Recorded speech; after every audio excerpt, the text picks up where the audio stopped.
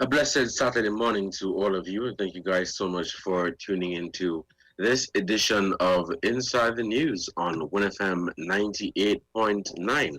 It is just 3 minutes past the hour of 11, and I'm your host for today, Devon Cornelius. Thank you guys so much for joining us today. Let me say good morning to all of you who have joined by whatever means. Thank you guys so much for tuning in. Remember, we are live on Facebook at Win Media SKN. We are live via our website at www.winmediaskn.com, and we are live via YouTube as well as other social media platforms. Thank you guys so much for tuning in, and this is Inside the News for Saturday, July 10, 2021. It's another 24-hour lockdown, so I know most people are at home except for those who are essential workers and who would have to be out on the front line trying to deal with the situation at hand. But again, good morning, and thank you guys so much for tuning in. So for today's edition of Inside the News, we will be looking at some of the recent and major developments that took place throughout the week, and we will be entertaining a discussion on those recent developments and news that happened throughout the week here in St. Kitts and Nevis and, of course, across the Caribbean region. We heard about the recent announcement of the general elections in St. Lucia. Prime Minister Alan Chastanet announced elections for the country, and they will be going to the polls on July 26th.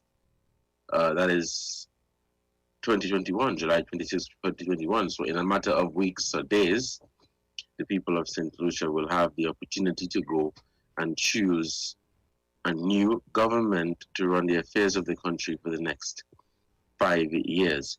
And of course, as you know, around this time, there are people who would like to give their predictions and would like to say, well, I think this is how this one is going to turn out.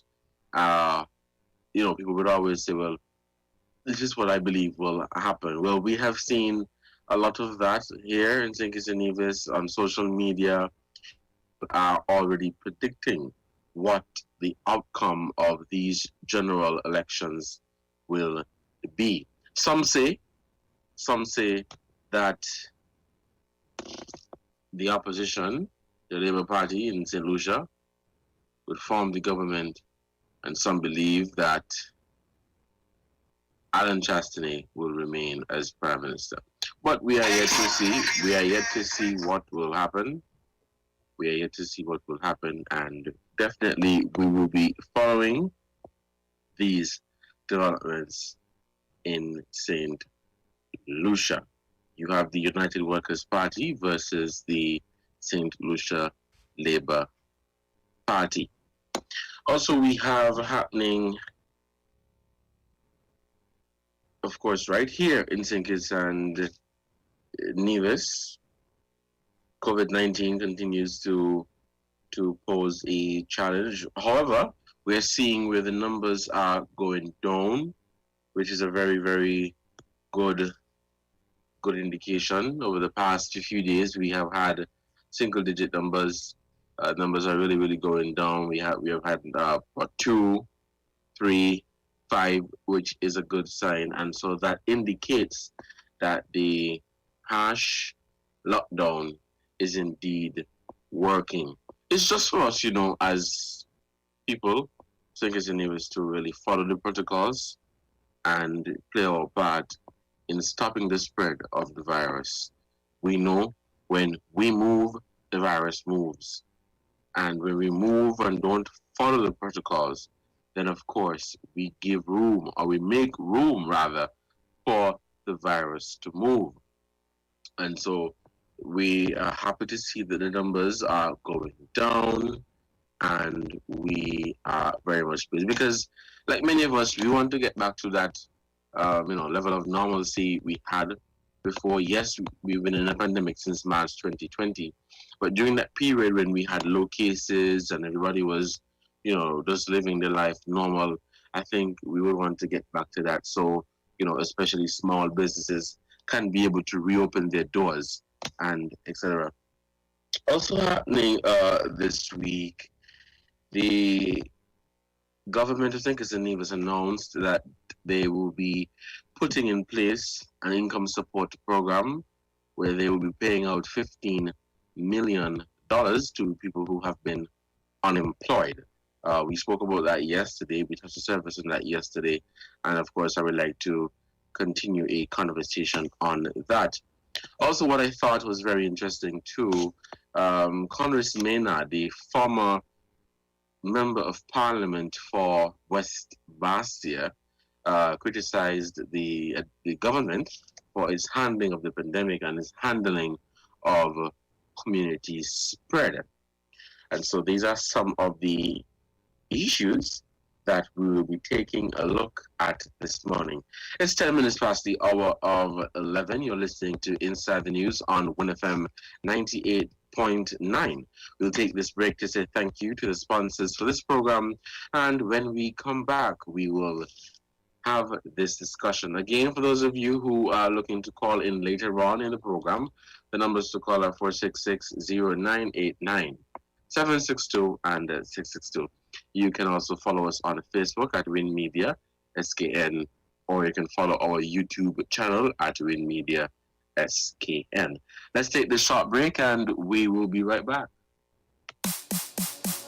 If you need protection, you need one who you can trust to secure your investment. You need one who'll do you just. TDC Insurance, you're the one that you can trust. TDC Insurance, you're always safe with us. TDC Insurance is your go-to insurance company for all your insurance needs. We take pride in offering you the best solutions and ensuring our customers are fully satisfied. TDC Insurance, we take good care of you, guaranteeing you peace of mind. You're always safe with us. At The Cable, we know being local means supporting our own, and our customers deserve the best. Our customers deserve platinum. So now, all customers of The Cable qualify for our new Platinum Loyalty Card. An elite MasterCard experience that lets you support your own like never before. Instantly send money to any Platinum Loyalty member at home or around the world. Shop online or in person anywhere MasterCard is accepted. Save with no interest and zero annual fees. And the best part? If you're a Cable customer, you are already pre-approved. Just visit the Cable building in Bastia or sign up online at www.thecable.net. Get your Platinum Loyalty Card today because you deserve platinum. Terms and conditions apply.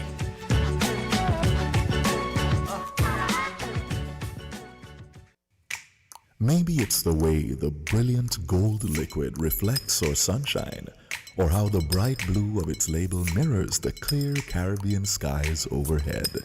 Maybe it's the fresh, crisp taste of this beastly cold beer on a scorching hot day. Maybe it's even the way it brings us all together. But one thing is for sure, Carib is very much a part of who we are wherever we're from in the Caribbean. Carib, it's the way we play. Drink responsibly. People make the world go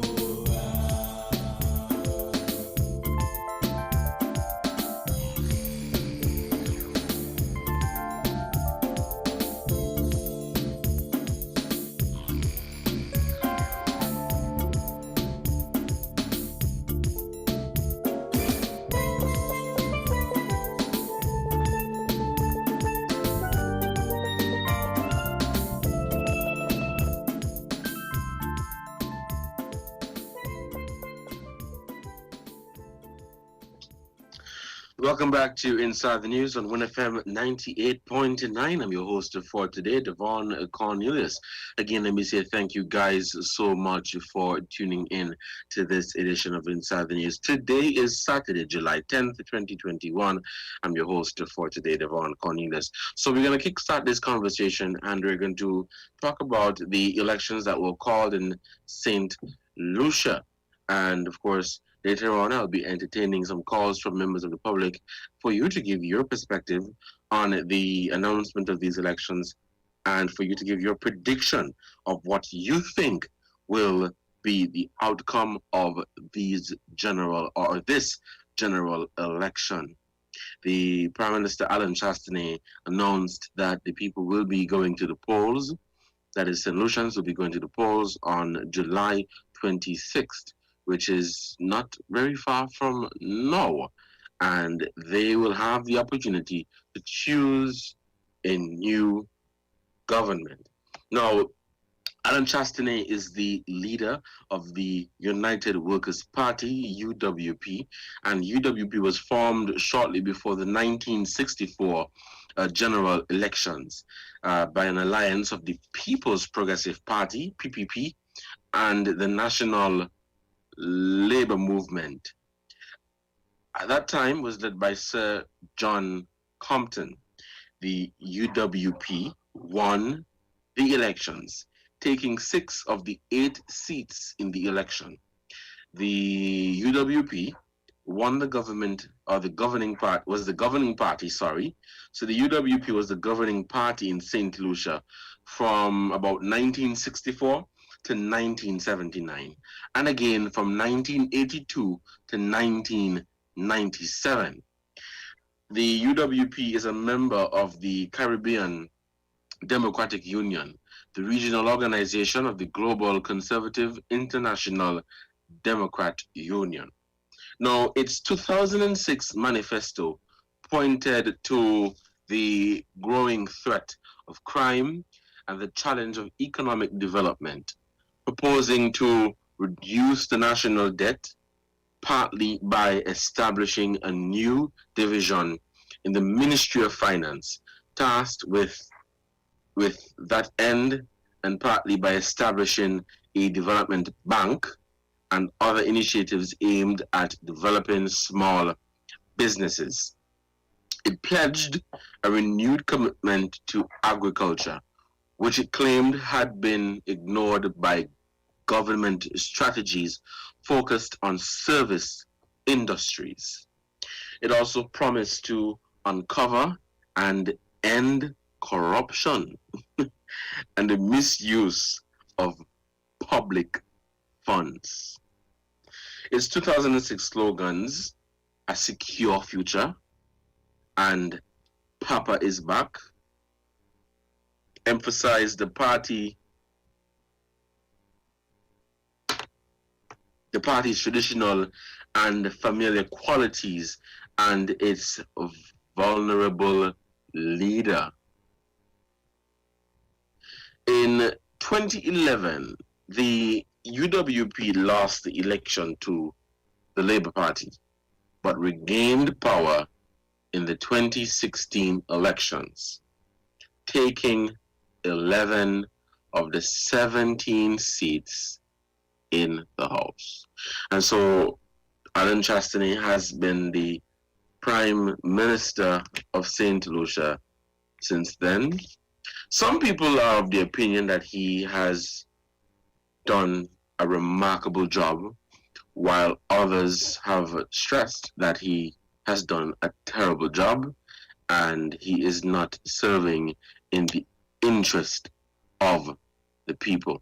I want to hear your thoughts quickly on that. I want to hear your thoughts, and so we're going to open the phone lines and take some calls and to hear what you feel about that. We have the St. Lucia Labour Party. Now, the St. Lucia Labour Party was founded before, back in 1950 by George Charles and others. It had a majority in the St. Lucia Assembly from 1951 to 1964. It then lost the elections and went into opposition until 1979. Its first independent's term of office, which is 1979 to 1982, was dodged by divisions within the party, which led to changes of prime minister and cost its support. After the 82, the SLP was again in opposition for 15 years, but returned to power in 1997 with a landslide victory of 16 seats to 1. It won another decisive victory in 2011.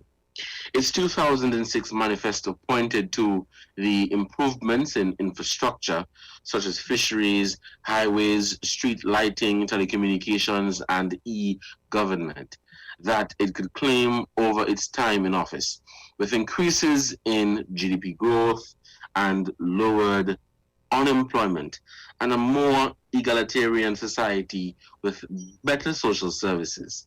Its 2006 slogans, "Stay with Labour" and "Keep St. Lucia Moving," emphasized the need to keep up the good work that had been achieved since 1997. The Labour Party won the St. Lucian general elections 2011, winning 11 of the 17 seats. The Labour Party lost the 2016 elections to the UWP by 11 seats to 6, and Kenny Anthony resigned as party leader. Former Deputy PM Philip J. Pear was confirmed as party leader on June 18, 2016. Many people are of the opinion that the Labour Party in St. Lucia will see this one through, that they will form the next government. Others are of the opinion that they will remain in opposition.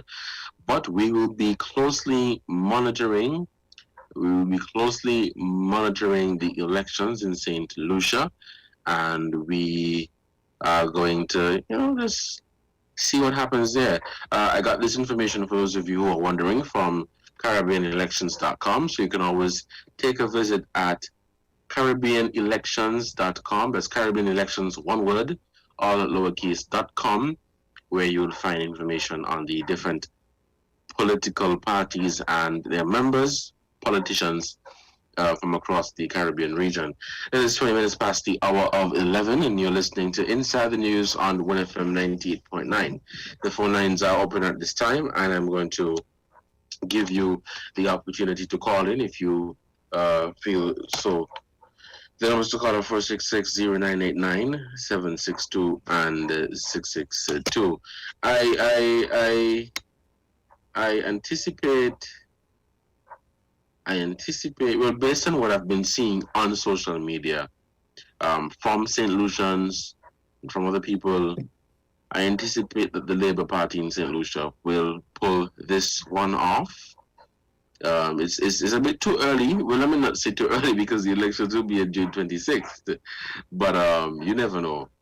It's a bit difficult to give your prediction at this time to determine who will or what will happen after the people of St. Lucia go out and cast their vote.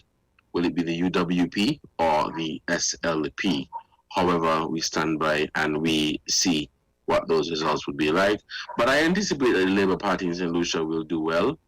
I anticipate that they would form the new government for the people of St. Lucia, and we just have to wait and see what will happen.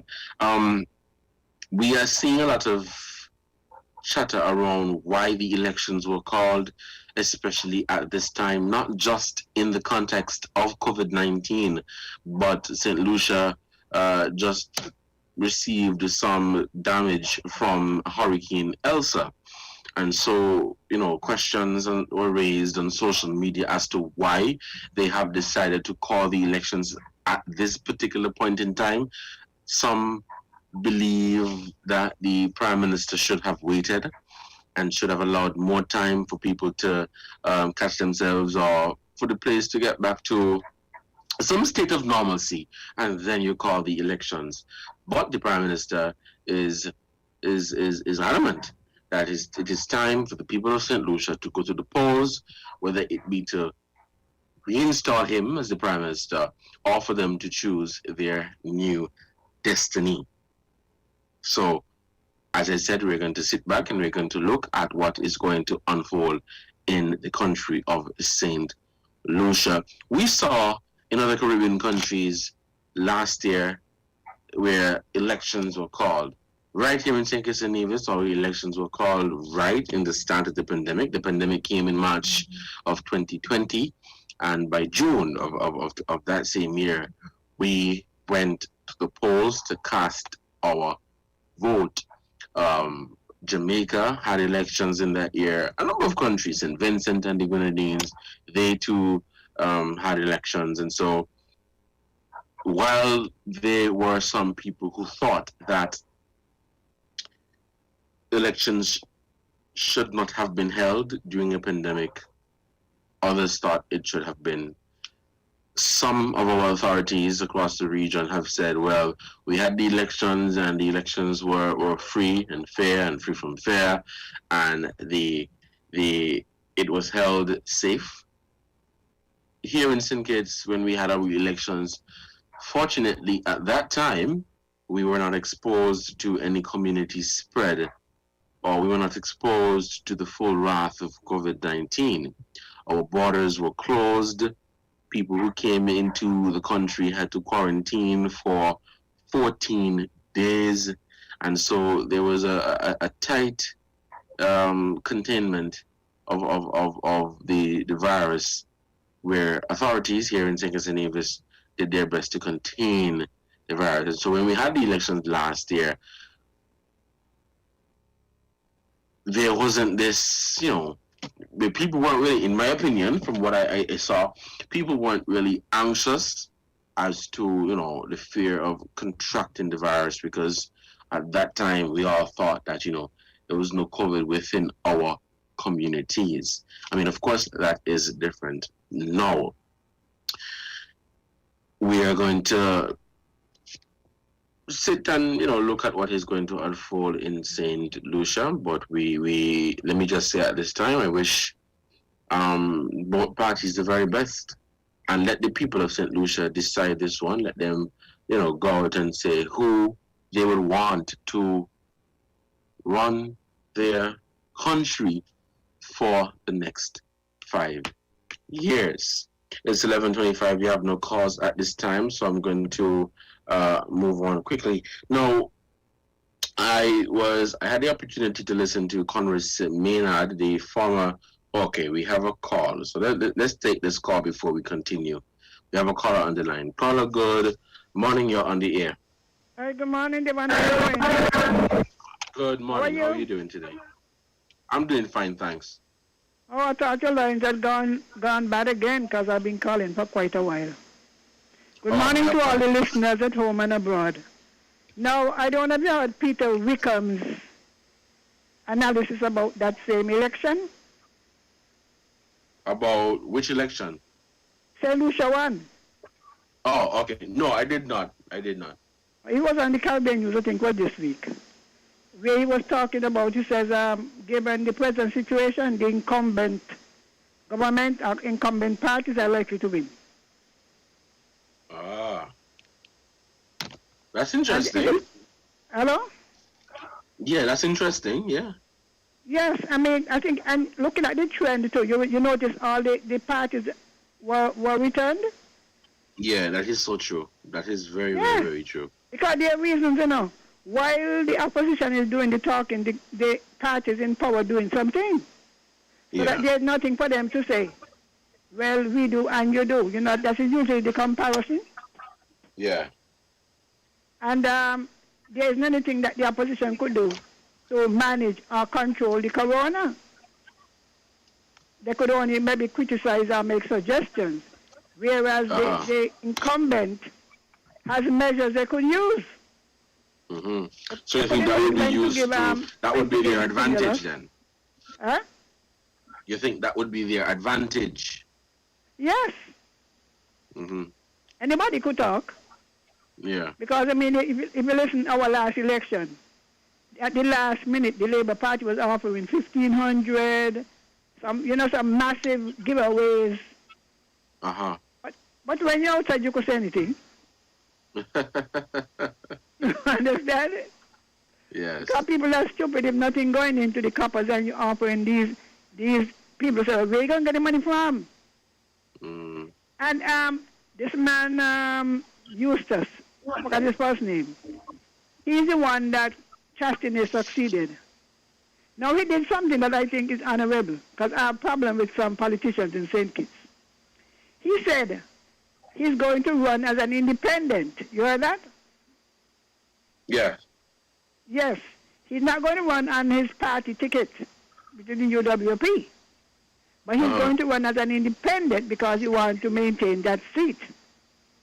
Mm-hmm. Now we have in this country, up to last night I heard some of them, the Labour Party campaigning, I don't know when is their election. People who are on the other side, with a lot of campaigning and things strong, now on the Labour side, nobody going to take you serious. I always say, if you want to change side, run independently or form your own party.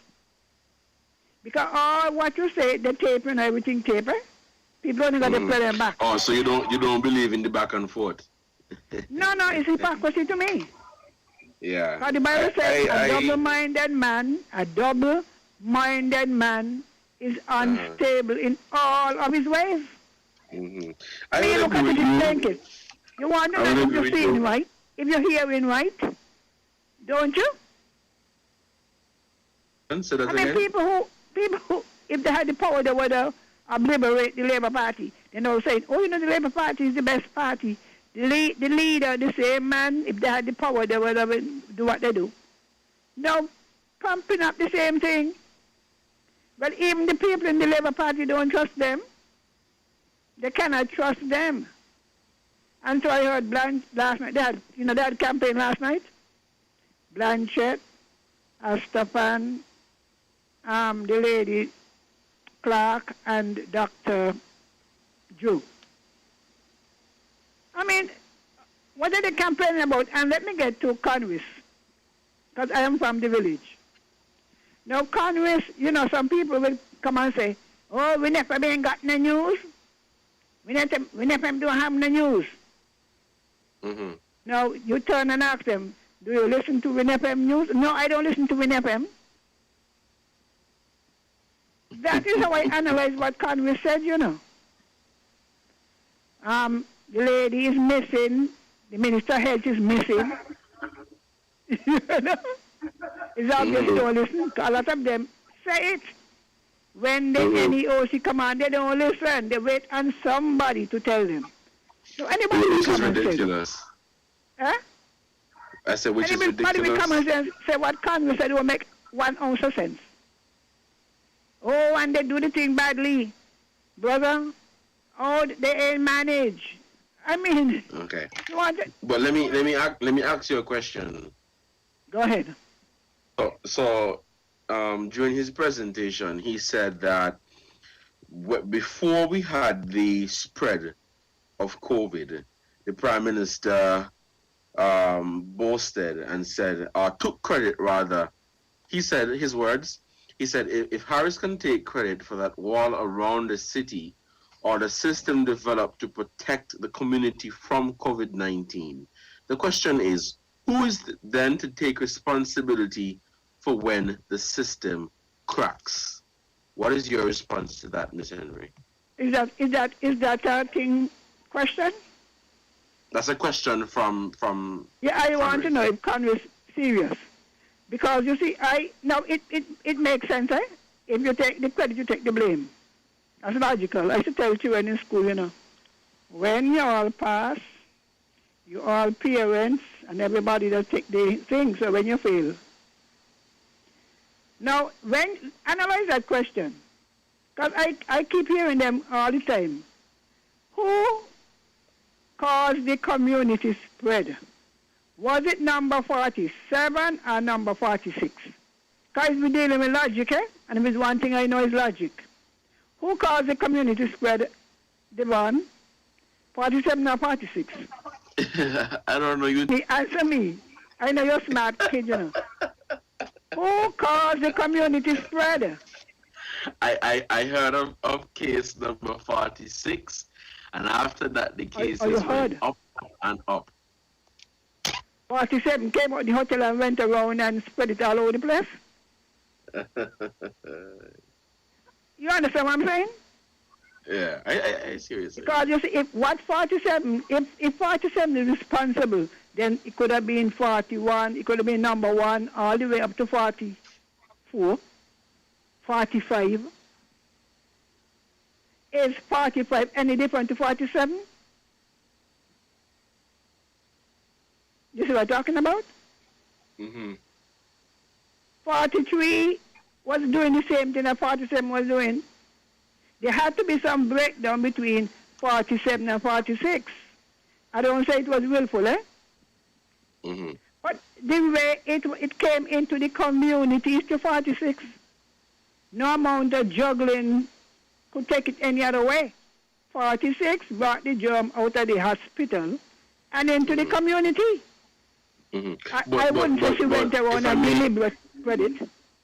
Yeah, but if I may add there quickly or interject, I think most people know by now that of course it had to be one of those cases whether it be 46 or 47.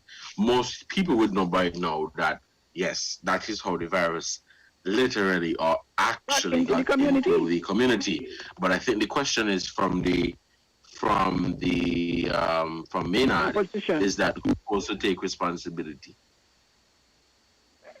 No, you see, if you really have to answer that, you know, I don't give my answer a long time. 146 responsible, 46 employer responsible if you want to work your way up. But to say, well, oh, is he responsible? It don't make sense. If 46 is not responsible, then the government is responsible. Let me say it again. If 46 is not responsible and her employers are not responsible, then the government is not responsible. You got to say all of them, but what they make in our political speeches that don't make sense. And these are intelligent people, eh? But remember that they never said that the employer or the case wasn't responsible. That's what I'm telling you. They never said that, and that is how it's supposed to be. So, you're saying but that you know, they should have politics said are talking, that, right? well, it was all of them fault. Yeah, of course. It's all of them fault. But you see, they're talking politics. I don't know who tell them we have an election next week. And a message to Miss Clark. You know, I expected a lot better of her, eh? But she seemed to be following the trend of the old Labour. Miss, you are there to make a difference. You and Hanley. I don't know who advising them, but you're getting the same kind of rhetoric, the same form of presentation, like the old Labour them. Dr. Judah old Labour. And if you say you want to renew the party or revive it, that's not the way to go. Because you see the way they're going, they're going to keep the country divided. How are you going to win people over there if you're still maintaining that kind of attitude? So it is interesting to see, because with the man, Anos Joseph, I think his name is, he said, right, he's not going to run on UWP, but he's going to run independent. Now, that, of course, he's going to run in the same constituency that he ran before. Now, would his former party put up somebody against him? Because that's another question too, eh? Because if they do that, they're going to split the vote, which would more likely make it possible for the Labour Party to win it. You see that? Mm-hmm. Yeah, so it depends on what they do and the candidates they choose, because I don't understand some parties. It looks like they choose candidates just to lose. The caliber of the candidates that you put up against an incumbent government is important. Don't let anybody fool you. the quality, I didn't say the kind, the quality of the candidate that you put up against an incumbent makes a difference. As much as your party could mean well and so. If people feel that your candidate can't win, your candidate don't have the qualities, you know, or he don't have the backup, the support. But what difference would it make for the St. Lucian? Because I was so shocked when I learned that the man was a white man. I said, what the hell is this? In a black man country like Jamaica, like they don't like their own color. Mm-hmm. But then it goes to show that something has to be wrong with the opposition for the people of the country to get up and choose a white man over a black man. Henry, we have some other callers trying to get into Robert. Yes. So You understand what I just said? Yeah, I follow you. All right then. Yeah, have a good one. We're still taking calls here on 1FM 98.9. It's 11:38. We'll take a break at 12 for the headline news, and we'll come back thereafter. We're still taking calls here on 1FM 98.9. You're listening to Inside the News. The recent conversation was about the comment from Conrad Maynard of the St. Kitts Nevis Labour Party, where he is criticizing the administration, the government, for its handling of the community spread. We have a caller on the line. Let's take this call. Caller, good morning. You're on the air. Yes, good morning, Mr. Cornelius. Good morning. How are you? I'm doing good, thanks. And you? I'm great. Mr. Cornelius, it's been a while. I've tried getting into your station, but to no avail. But here I am today. I want to put my spin on things that have happened in the news, and on a global scale, that is. By that I mean, let's talk a bit about, the release of Bill Cosby and the court case with Jacob Zuma in South Africa, also the killing of the Haitian president. Now, this is my opinion. The release of Bill Cosby is a distraction, and to some extent, Jacob Zuma in South Africa has nurtured the apartheid system, which is now biting him, because he has now recognized that the system that he has nurtured, he now wants a piece of that pie. And those same people who he took side with in South Africa, meaning the Caucasian white in South Africa, they are now taking him to court, and it's like they're saying, well, in simple terms, we are not on the same level. You are a black man, and we are who running things, in so many words. Well, this is my opinion. Now let's get down to the killing of the Haitian president. Is a crisis that is on the rise, and it's a global economic crisis. And in my opinion, the way I look at it, war is raging. And the killing of the Haitian president is, in my opinion, is for them, those who are ruling the world, to say, hey, listen, we recognize that things are changing, but we're going to still try to maintain our grip with fear and killing. Now, here's what happened in less than 6 months. We have lost, 3 melanated presidents. We lost the president of Chad. We have lost the president of Tanzania, and now we have just lost the president of Haiti. Now, one would say, well, there is corruption involved, maybe in Haiti, but let us look at it from this angle, Mr. Cornelius. Are you aware that the island of Haiti, that, way back then, that an asteroid had dropped on the continent, on the island of Haiti? Are you aware of that?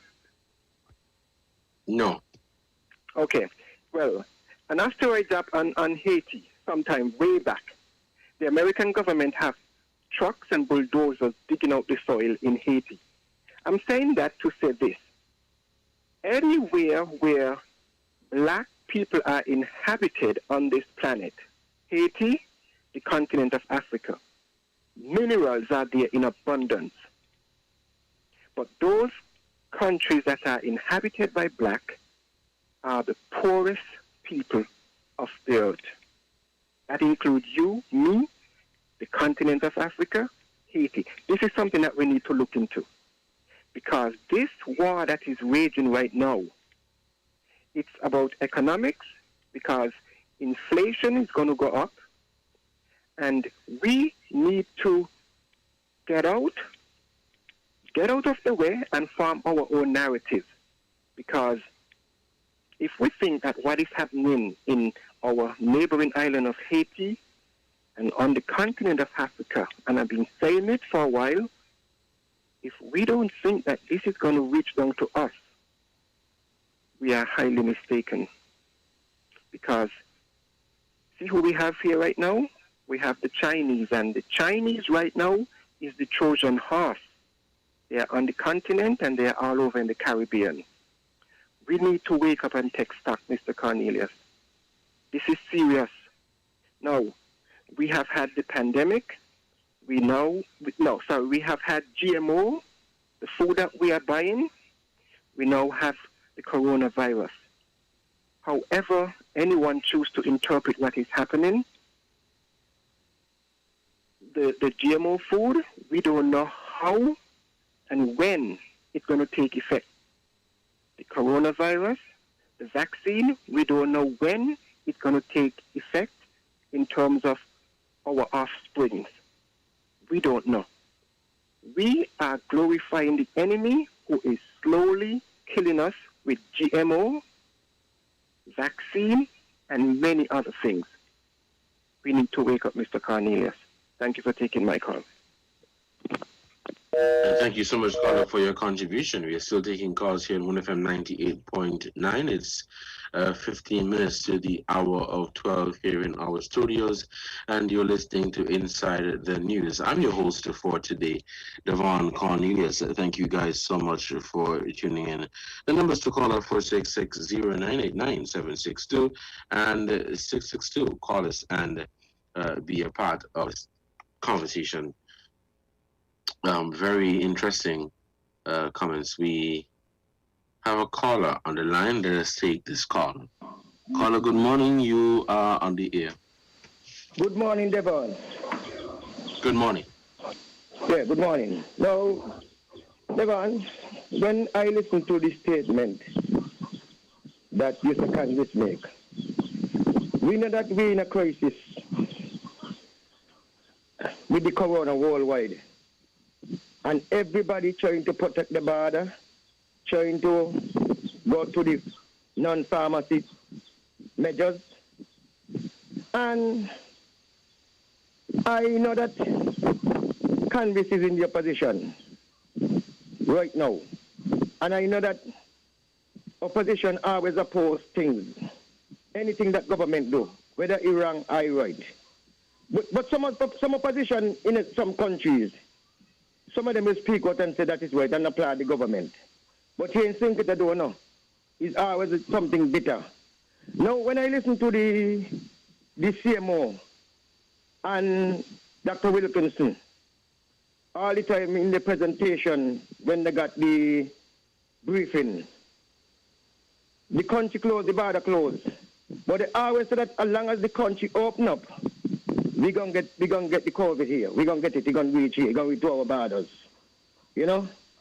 And when the country open up, we must expect that we're gonna get community spread.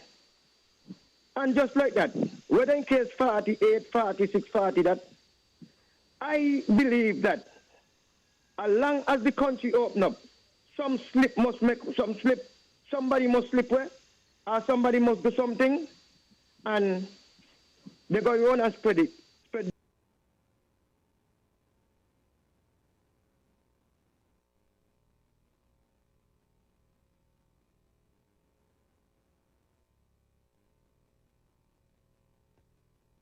Hello, caller.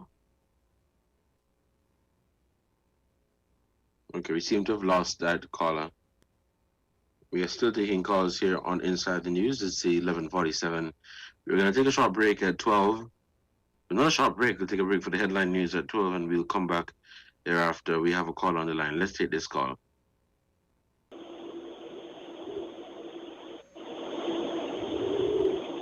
Caller, good morning. You're on the air. Yeah, good morning, man. How are you? I'm good, thanks. Can you speak up? I'm not hearing you clearly. Yeah, how are you, man? Good morning. You can hear me? Good morning, yes. I'm hearing you now. Yeah, man, I just wanted to, chime in a little bit.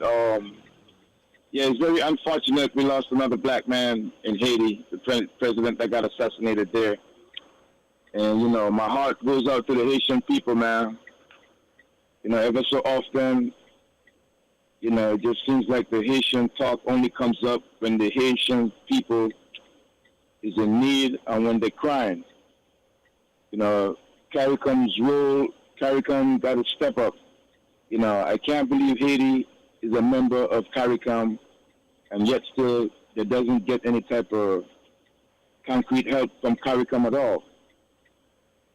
The Haitian people is going to be plunged into more economic,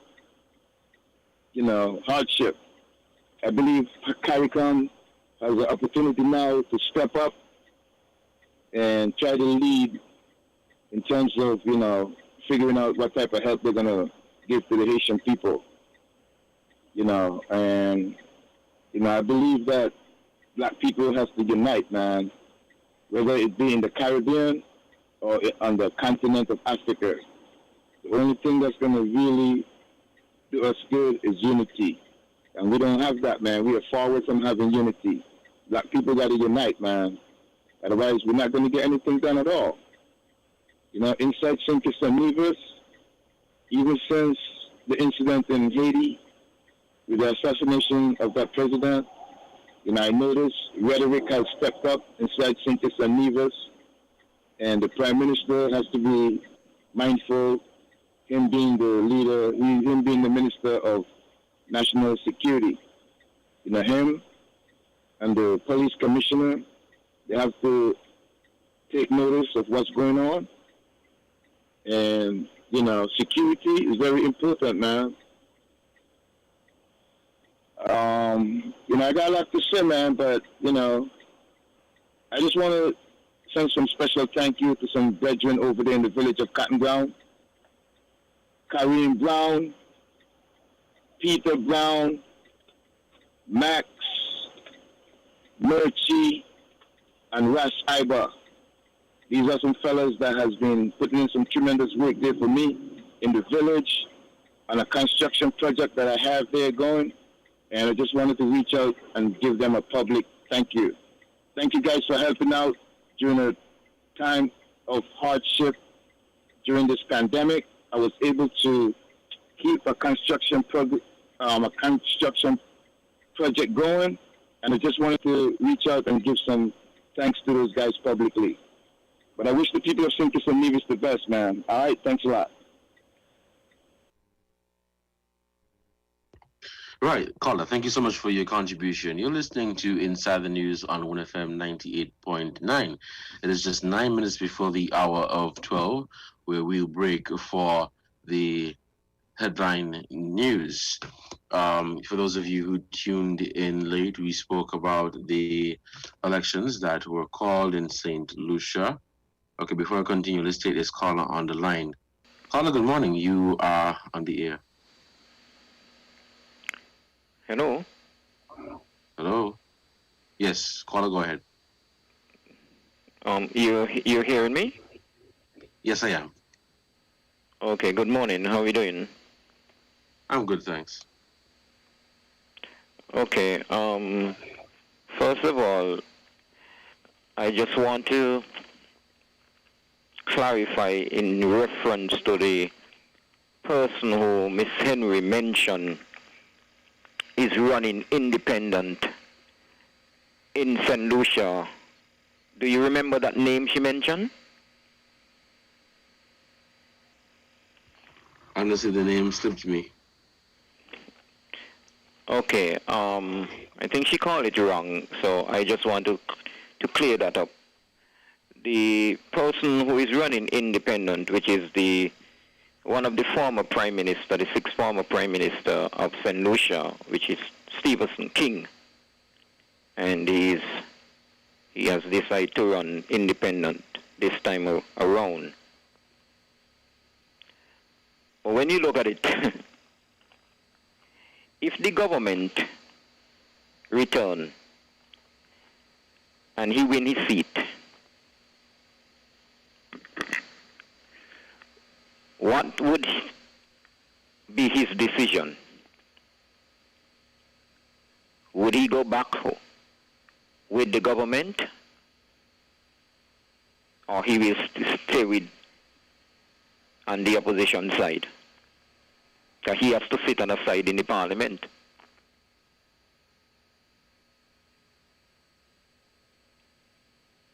And I heard you mention, because I remember asking you in reference to the U.S. election, who will win, but you couldn't call it.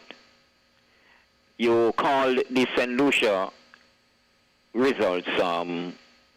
Could you indicate why you decide, or in your opinion, the opposition will win? Based on what I've been seeing on social media from some people who are from St. Lucia, I know a few people there, and some people have been speaking out even more. Many of these people in the last election, the 2016 election, were very, let me say, dormant, but now they're more outspoken. So I see a chance where the opposition may do better and may win the election. However, I'm not on the ground, I'm not on the St. Lucian, so I don't know the true situation of what's happening in St. Lucia. But I think the opposition has an advantage at this particular point in time. But yes, you're saying the opposition have an advantage, so what is that advantage? The advantage is that they may win. Yeah, but what is the advantage? It must be something that you think that gives them an advantage. But I just told you. But anyhow, you know, when it comes to, you may happen to listen to, for instance, people may call into a program, and you may happen to get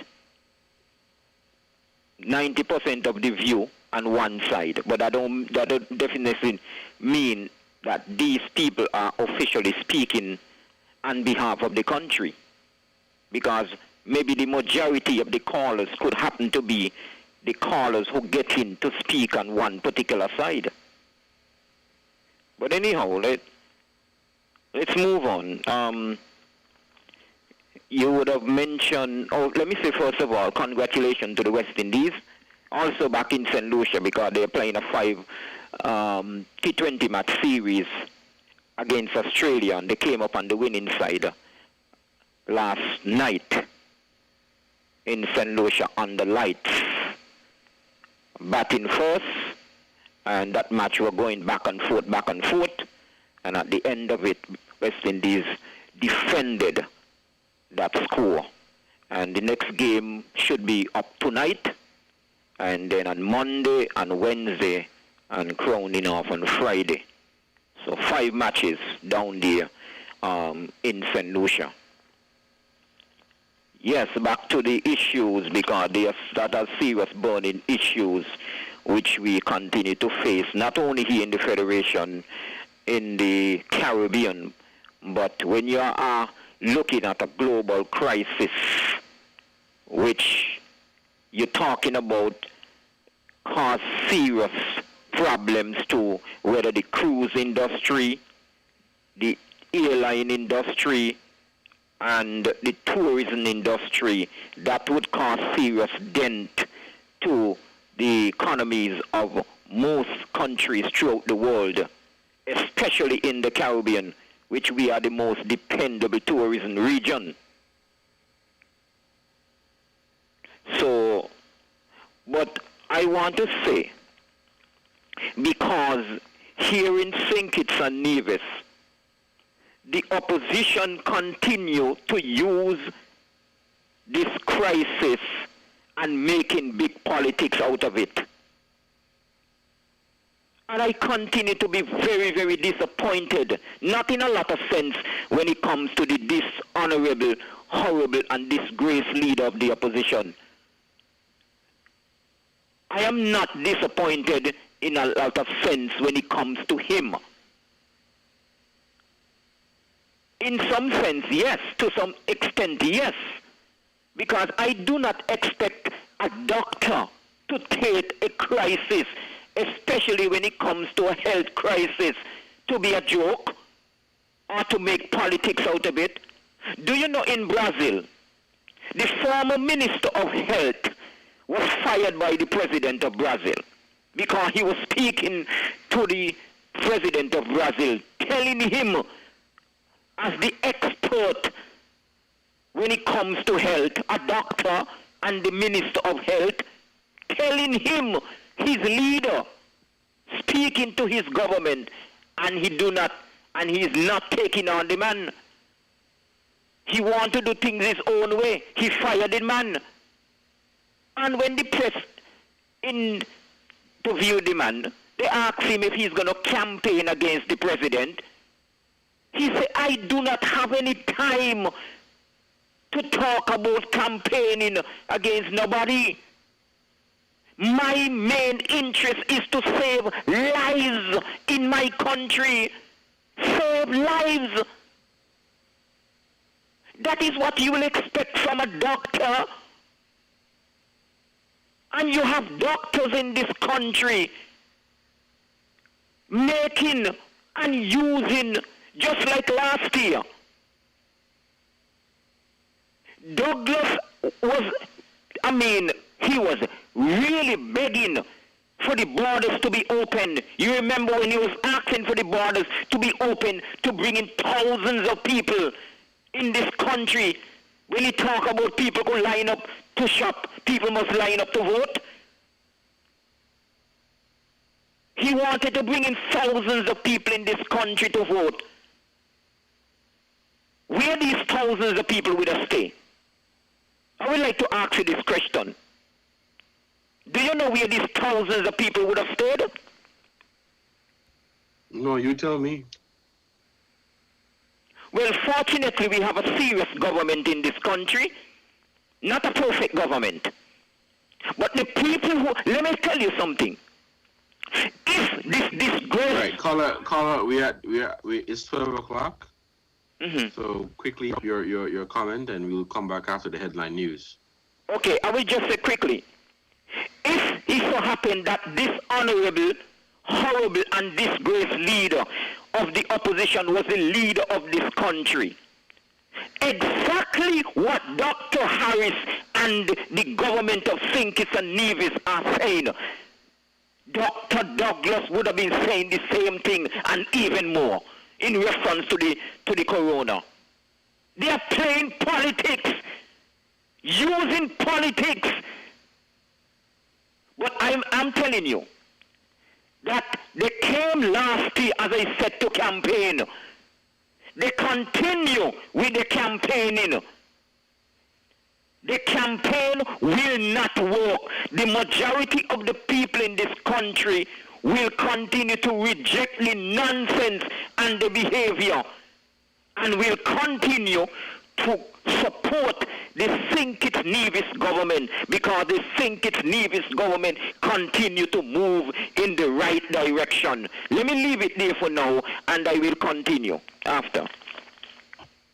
You take care. Right, thank you, Carl, so much. Thank you for your contribution. It's just 2 minutes past the hour of 12. We'll take this break now for the headline news. We'll come back and continue this conversation after. Let's take this short break, and we'll be right back.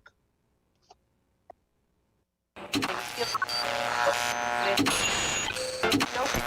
found the sound. 98.9 Win FM.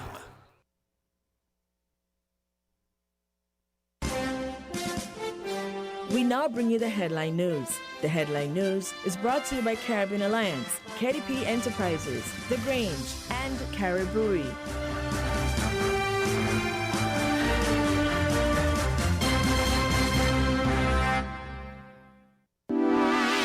Shipping your cargo shouldn't be a hassle. It can be as easy as a single call to Amerijet International, your worldwide cargo transportation solution. We provide all the services you need to ship your goods anywhere in the world, whether your shipment is fresh, frozen, large or small, alive or hazardous. You can count on Amerijet to deliver it safe and sound.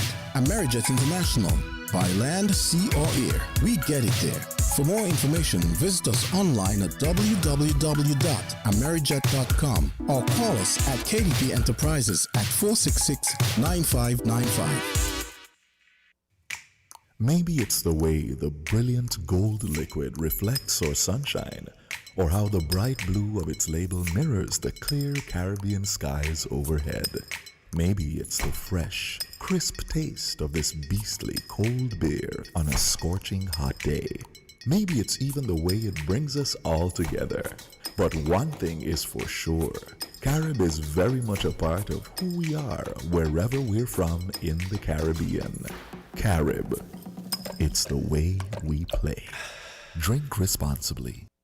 Did you know that the Grange Healthcare Facility is the first purpose-built, non-governmental healthcare organization on St. Kitts? It's situated at Otley's, 7 miles east of Basseterre in beautifully landscaped surroundings. The Grange has a team of highly trained professionals and provides care that's rated as being comparable with UK and North American standards. The Grange offers varied accommodations to suit your individual needs, and our all-inclusive packages make the cost of care per hour the most competitive on the island. Services include convalescent care for all ages, daycare facilities for older adults, rehabilitation services, and training and continuing education for healthcare providers. For more information, call 466-5525 or 465-8020. Fax 466-8221 or email thegrangehealth@gmail.com or visit our website at www.grangehealthcarefacility.com. We are faced with tough decisions every day, but choosing the right home or motor insurance shouldn't be one. You need fast claim settlement from a company that's been rooted for over 31 years. And don't forget the A Excellent rating by AM Best. Make the intelligent choice. Caribbean Alliance Insurance. Reliable insurance that you can count on. Get a quote today for your home, motor, contents, and liability insurance needs, and make the intelligent choice. Caribbean Alliance. Tomorrow secured. Local agents, Dalil Walwyn & Co. Limited. Telephone 465-2631 or 469-5303 for the Nevis office.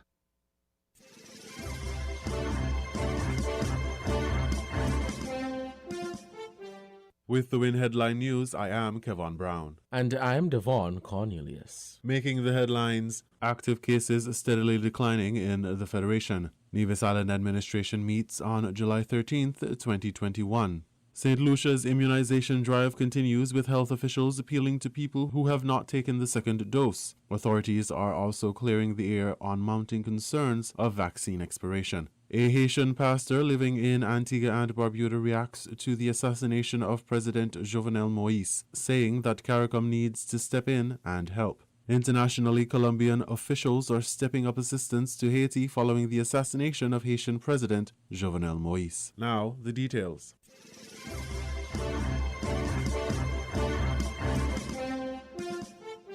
Over the past week, July 5th to 9th, St. Kitts and Nevis has recorded 33 cases of COVID-19, and the cumulative total of cases is 525 according to COVID-19 Situation Report number 470, posted on the St. Kitts Health Promotion Unit's Facebook page. During the same 5-day period, 130 recoveries were reported, bringing the total number of active cases from 275 on Monday, July 5th to 145 as at Friday, July 9th. Additionally, the resumption of vaccine administration began on Thursday, July 8th, and continued on Friday, July 9th, with the additional 5,000 doses of the AstraZeneca vaccine. During those 2 days, 215 doses were administered, 86 were first doses, and 129 were second. The current batch expires on August 31st. according to Prime Minister Dr. Timothy Harris.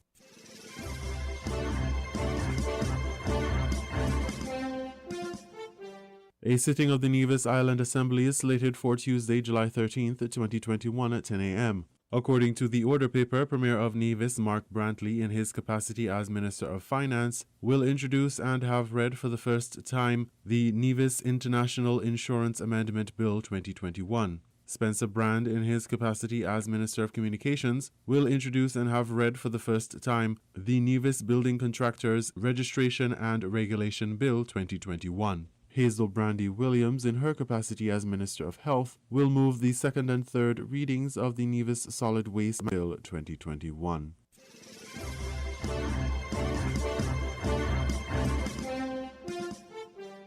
As investigations into 2 missing person reports continue, the police are also continuing to implore persons to come forward and assist with the safe return. 26-year-old Ashton James of Taylor's Village was reported missing by his girlfriend, who last saw him on June 11, 2021 at about 8 a.m. He was last seen by a friend at Pond's Pasture wearing a red, short-sleeve shirt and brown pants. The 68-year-old Purcell Hope of Newtown was reported missing by his son, who last saw him in Stapleton on June 19, 2021 at about 7 p.m. He was wearing a black tam on his head, a brown shirt, green pants and no shoes. Superintendent with responsibility for crime, James Francis, assured the people of St. Kitts and Nevis that the police are following every lead. In both cases, we have conducted several searches in a number of areas. We have interviewed several individuals. We have collected several items of evidential value. We are trying to piece together all the information we have, but we need as much assistance as possible, Superintendent Francis disclosed. He added that the investigations to date have been extensive and said that the goal was to ensure the missing men were safe and have them returned home to their families. The superintendent had made a similar appeal on a recent edition of the Policing with You radio program. He said that any information shared would be kept in strict confidence.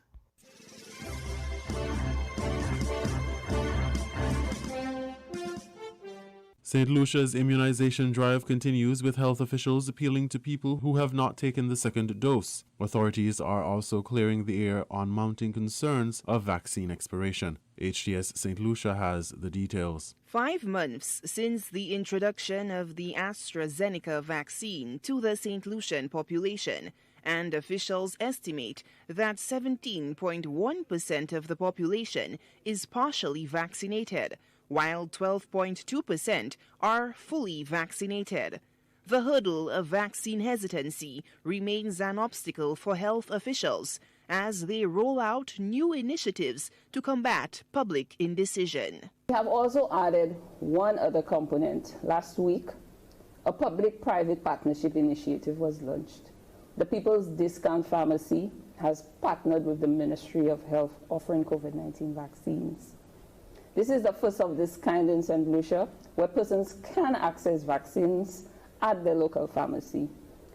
We hope that we could extend this sort of service to other health providers in the near future, and that other pharmacies and other healthcare facilities. Routine vaccine locations remain a staple in the arsenal of healthcare providers who are on a mission to attain population immunity. Immunization officer in the Ministry of Health, Tekla Jean-Baptiste, appeals to people who have taken the first dose and whose 10-week time frame has elapsed to visit the vaccine site nearest them. But it has also been noted that we still have a significant amount of people, a significant proportion of persons, about 29% of persons who would have received their first dose, who have not taken their first dose of the vaccine, their second dose of the vaccine. In light of this, an appeal goes out to persons who have not taken their second dose of the vaccine to do so. Being partially vaccinated, of course, with one dose of the vaccine, will not afford the full protection that the vaccine affords. Meanwhile, some quarters had raised concerns surrounding the shelf life of vaccines. The immunization officer clears the air on the hotly debated matter. The spacing of the arrival of vaccine shipments to St. Lucia has allowed sufficient time for use of our stock before the next major shipment arrives in country. 2 of the previous batches of vaccines that we would have received had expiration dates of June 2021.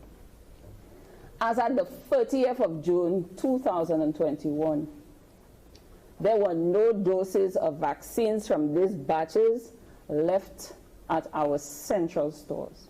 The official reveals that the remaining stock of vaccines will expire in the next 2 months. She gave assurances of the Ministry of Health's vaccine management plan to avoid wastage.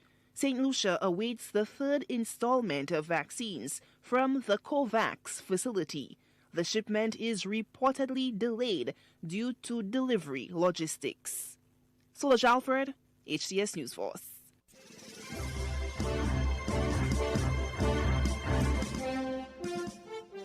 A Haitian pastor living in Antigua and Barbuda reacts to the assassination of President Jovenel Moïse, saying that CARICOM needs to step in and help. ABS Antigua has that story. Pastor Gerald Lafleur, a Haitian living in Antigua, says it was difficult to learn of the assassination of Haitian President Jovenel Moïse on Wednesday. I wept when I first got the news. I wept because I didn't expect that they're going to kill a president in his own house, that kind of way, regardless of having political enemies or having inside enemies or whatever. Moïse was killed in his residence and his wife Martine was injured. The pastor, who has loved ones in Haiti, says there's a great sense of terror lurking over the country. People have a sense of fear even prior to this assassination. Prior to Moïse's assassination, there was an increase in kidnappings, gang violence, and political turmoil. He says he would like to see the perpetrators of Moïse's murder brought to justice. We hope that the truth will be revealed and, the reality of what happened will be revealed to the world so that they can really know and justice will prevail. Pastor Lafleur says this is what needs to be done to move Haiti forward. Security must be a major thing, a major part on the agenda. So all these guys that have guns given to them by different groupings, whether it's political people, whether it's governmental people, whether it's what we call the rich people, it doesn't matter, but they need to find a way to control those kind of gunmen that are on the ground. He's also challenging the Caribbean community, now being chaired by Prime Minister Gaston Brown, to step in and help. CARICOM over the years has not been embracing Haiti how they should. So Haiti has been really what I call the wounded forsaken by their own. What I mean by their own, by CARICOM as a community group. You are as strong as your weakest link. If Haiti is weak and Haiti is part of CARICOM, so therefore CARICOM can be weak. But if they strengthen Haiti, just like they are strengthening all the other nations of CARICOM, so therefore CARICOM as a whole can be a strong movement. Jessica Russell, ABS News.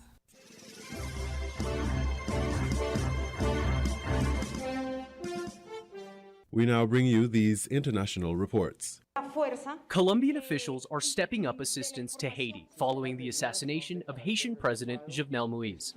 On Friday, the Colombian government announced that resources and personnel would be sent to aid in the investigation. Intelligence officials are also sharing more information about the 26 out of 28 alleged conspirators identified as Colombian citizens. We have the first details about the travels some of them made, dates from where they went, what kind of airline. This is not only shared with Haiti's Interpol Central Office, but with the Dominican Republic, as the people linked to the incident used as a port of arrival the Dominican Republic to travel to Haitian territory. The unrest on the streets of Haiti's capital has largely subsided, though tensions remain high.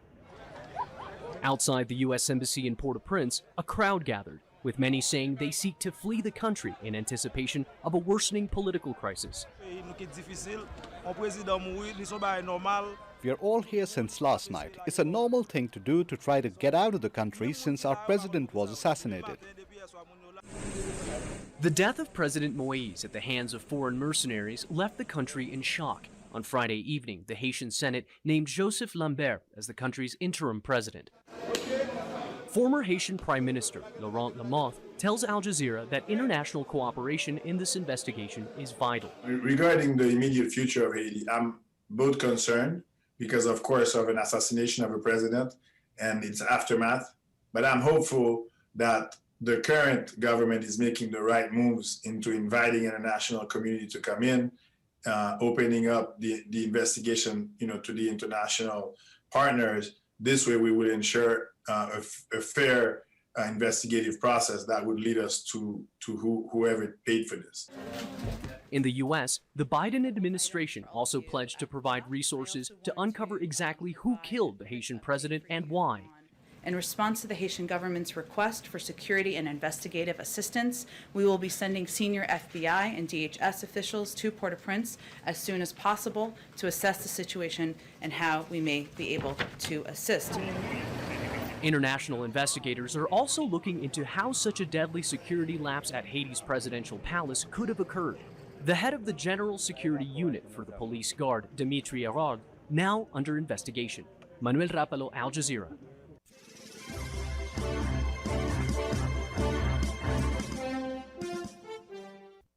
After Aminata Diallo's village in Burkina Faso came under attack from ISIS, she and her children escaped to neighboring Mali. They thought the presence of French soldiers, UN troops, and the G5 Sahel soldiers would offer some protection, but in central Mali, gunmen from an Al-Qaeda affiliate attacked the village she was in, and she fled to the capital Bamako. For Diallo, the armed groups will always be a danger. Right now, it's not good. It's not good because the fight is trouble. The fight is very, very, very trouble. Jihadists and other people fight. The other people Diallo refers to are the G5 Sahel soldiers of Chad, Burkina Faso, Mali, Mauritania, and Niger, backed by the French military, attacking armed groups affiliated to ISIL and Al-Qaeda. In a summit hosted by France, President Emmanuel Macron announced details of a drawdown of French troops and closing of bases in the region, while offering reassurance to G5 partners. Notre présence militaire au Sahel s'articulera autour de deux missions. La première consistera. Our military presence in the Sahel will be based on two missions. The first will be to continue neutralizing and disorganizing the high command of the two enemy organizations. The second mission will focus on supporting the rise of the region's armies.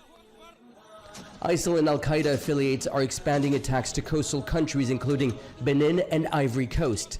And in Mali, Niger, and Burkina Faso, the security situation has deteriorated dramatically. 7,000 people were killed and 2 million displaced last year. Governments in Mali and Burkina Faso want to engage in talks with the armed groups to try to bring an end to the violence.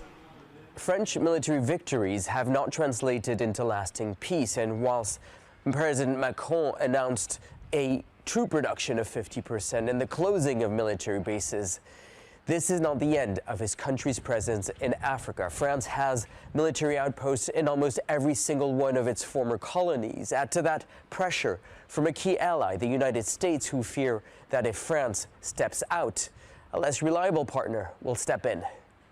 Saudi Arabia has announced a $100 million boost in funding for the G5 Sahel. Russia is expanding its presence to Central African Republic and are in talks with Mali on arms sales. And China's investment in Niger has increased by 400%. We need France for what it can give us. We don't need France for what we already have. France has electronic intelligence capabilities which are not in our possession. The new configuration does not deprive us of this possibility, so that is something important. France has aerial resources that we do not have, and which complements our activities that we maintain ourselves on the ground. But for millions in Africa displaced by conflicts in the Sahel region, the drawdown of French troops doesn't mean the end of their troubles, just the beginning of new ones. Nicholas Hawk, Al Jazeera.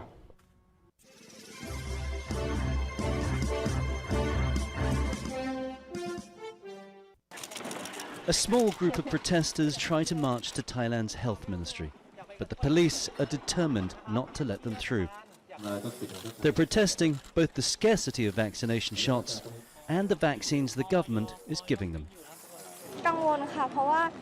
I'm worried about the vaccine that the government has ordered for us. Many people, including myself, don't want Sinovac vaccine, but the government keeps ordering more. Reassuring words from a senior health official have little impact. A leaked memo shows that the government is keen to defend Sinovac's effectiveness despite doctors' concerns, with health officials unwilling to push other vaccines for fear of denting public confidence. To illustrate their concerns, the protesters pour paint on bound model corpses and attempt to cremate them. Security guards quickly step in. Sinovac was the first vaccine to be released in Thailand and was quickly distributed to frontline medical workers, most of whom have now had 2 doses. But as the new COVID Delta variant spread, some found they weren't protected.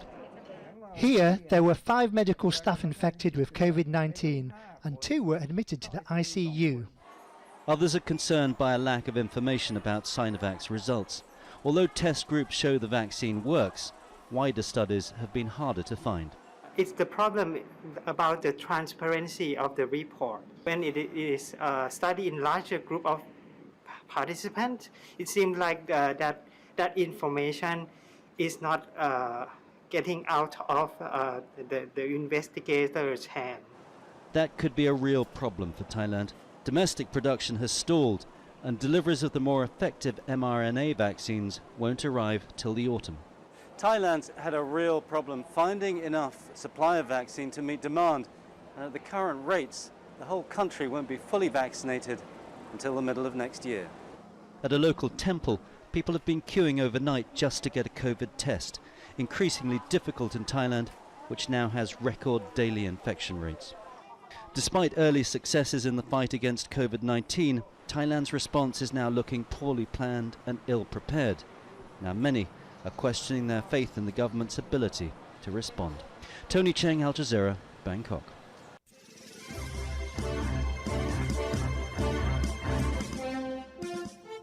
You were listening to the WinFM headline news on 98.9. Our top stories were: active cases steadily declining in the Federation. Nevis Island administration meets on July 13th, 2021. St. Lucia's immunization drive continues, with health officials appealing to people who have not taken the second dose. Authorities are also clearing the air on mounting concerns of vaccine expiration. A Haitian pastor living in Antigua and Barbuda reacts to the assassination of President Jovenel Moïse, saying that CARICOM needs to step in and help. Internationally, Colombian officials are stepping up assistance to Haiti following the assassination of Haitian President Jovenel Moïse. Thank you for listening.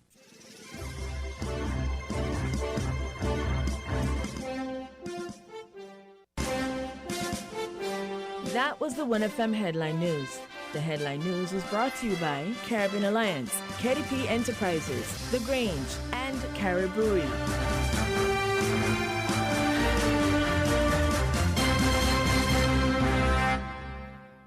We are faced with tough decisions every day, but choosing the right home or motor insurance shouldn't be one. You need fast claim settlement from a company that's been rooted for over 31 years. And don't forget the A Excellent rating by AM Best. Make the intelligent choice. Caribbean Alliance Insurance. Reliable insurance that you can count on. Get a quote today for your home, motor, contents, and liability insurance needs, and make the intelligent choice. Caribbean Alliance. Tomorrow secured.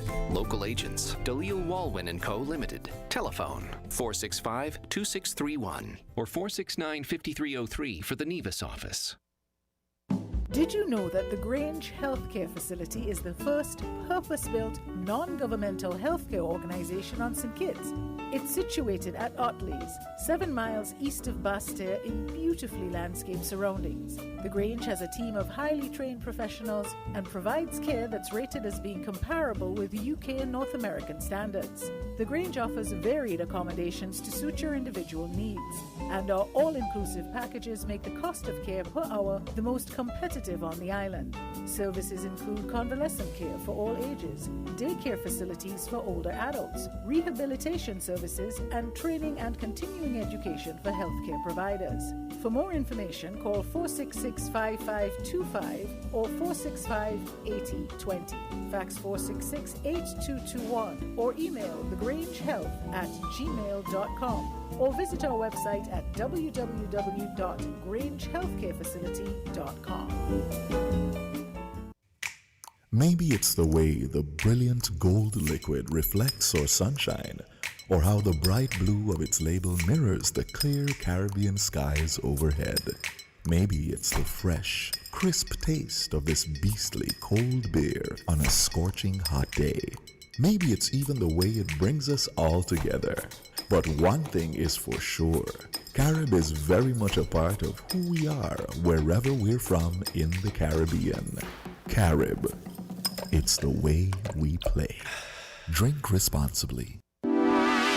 Shipping your cargo shouldn't be a hassle. It can be as easy as a single call to Amerijet International, your worldwide cargo transportation solution. We provide all the services you need to ship your goods anywhere in the world, whether your shipment is fresh, frozen, large or small, alive or hazardous. You can count on Amerijet to deliver it safe and sound. Amerijet International, by land, sea or air, we get it there. For more information, visit us online at www.amerijet.com or call us at KDP Enterprises at 466-9595. We're different. We're 98.9. 98.9. Win FM. People make the world go.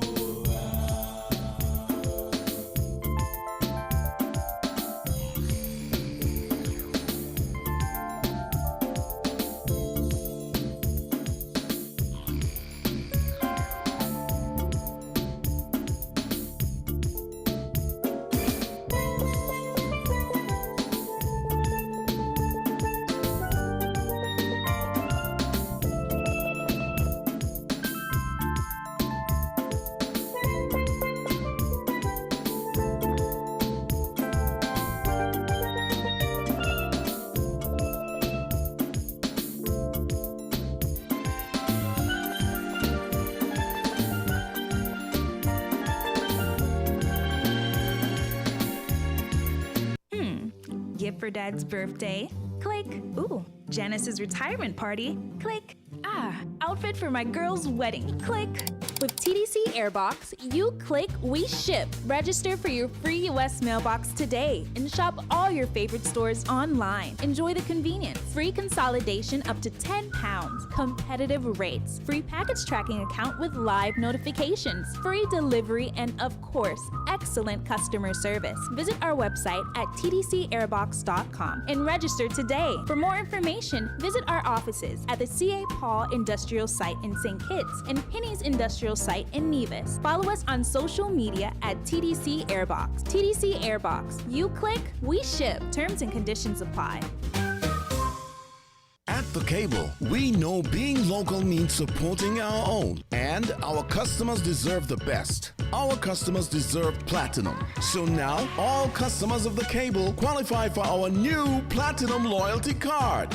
An elite MasterCard experience that lets you support your own like never before. Instantly send money to any Platinum Loyalty member at home or around the world. Shop online or in person anywhere MasterCard is accepted. Save with no interest and 0 annual fees. And the best part? If you're a Cable customer, you are already pre-approved. Just visit the Cable building in Basse-Terre or sign up online at www.thecable.net. Get your Platinum Loyalty Card today because you deserve platinum.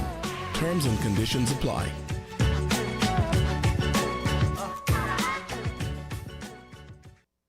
People make the world go.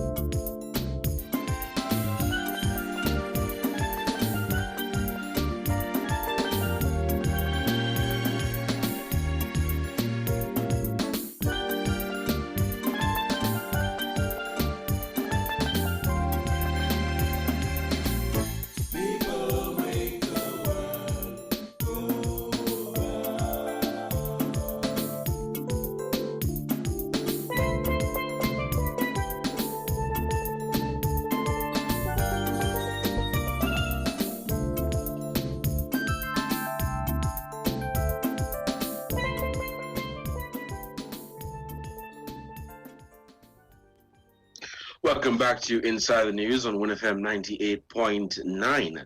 I'm your host for today's edition, Devon Cornelius. Today is Saturday, July 10, 2021. It's 12:32 p.m. and you're listening to 1FM 98.9.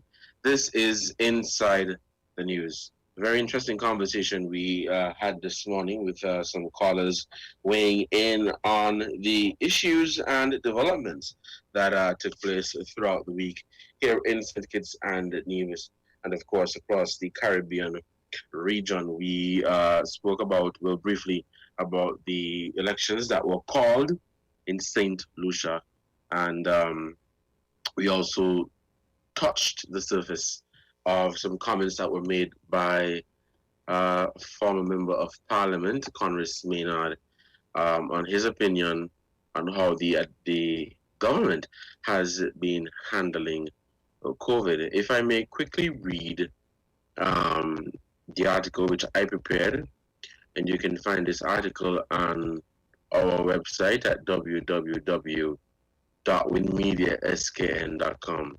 Let me read this one for you. So, Congress Maynard criticizes the Harris-led administration for its handling of community spread. Mr. Congress Maynard, former parliamentary representative for St. Christopher III West Bastia, is calling on Prime Minister the Honorable Dr. Timothy Harris to take full responsibility for the spread of the Lambda SARS-CoV-2 variant of the coronavirus disease throughout communities in St. Kitts and Nevis. Maynard, the St. Kitts Nevis Labour Party's West Bastia elected representative from 2015 to 2020, was at the time speaking on Freedom FM's Issues Talk Show on July 5 when he made that call. If Harris can take credit for that wall around the city or the system developed to protect the community from COVID-19, the question is, who is then to take responsibility for when the system cracks? Credit must be Timothy Harris, Maynard said, adding that the government had near 18 months to prepare and they have failed miserably to deal with the community spread. Some key members of the task force and the government had already declared that there is no need for a lockdown because we have a vaccine. No, this is neither scientific nor does it make sense in the context of the lessons we've learned around the world with COVID-19, he claimed. The St. Kitts and Nevis COVID-19 situation report number 467 suggests that the confirmed cases of COVID-19 in the Federation stand at 517, with 499 identified on St. Kitts and 18 for the island of Nevis. There have been 318 recoveries, with 196 remaining active and 3 reported fatalities. The article continues, it takes but a few days for the virus to spread rapidly among people, even with some level of practice of non-pharmaceutical measures. However, it takes weeks to months for a body to develop the immunities to a virus after receiving a vaccine. This is why you will never see anywhere in the world where there is rapid community spread that the solution is to go and vaccinate where the spread is. The vaccine is not for now. A vaccine is for later. Therefore, you cannot use vaccines to solve an active spread. A vaccine is to aid in preventing a future spread, he argued.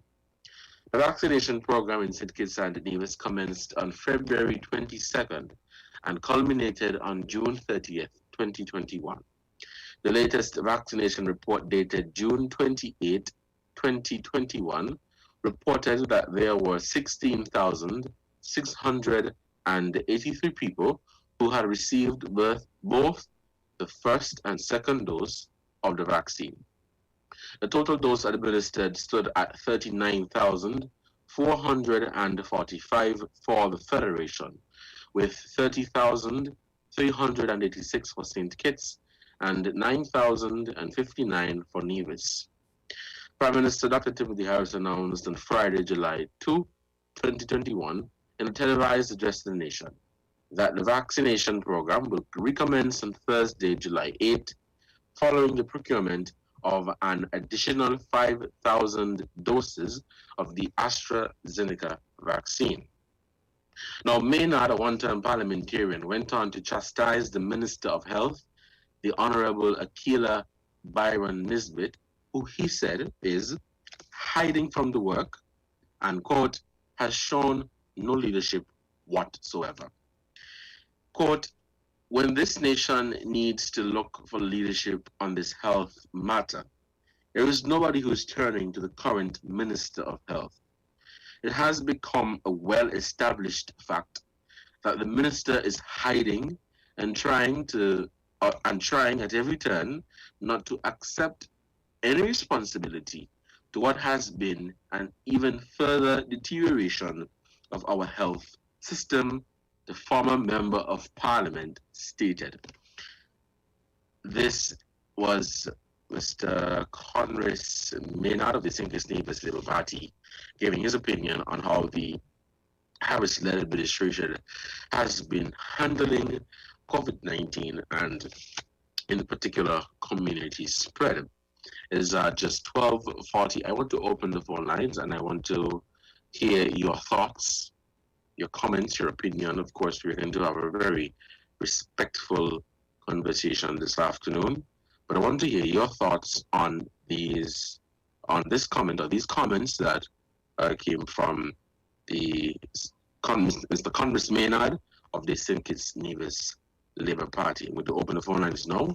The numbers to call are 466-0989, 762 and 662.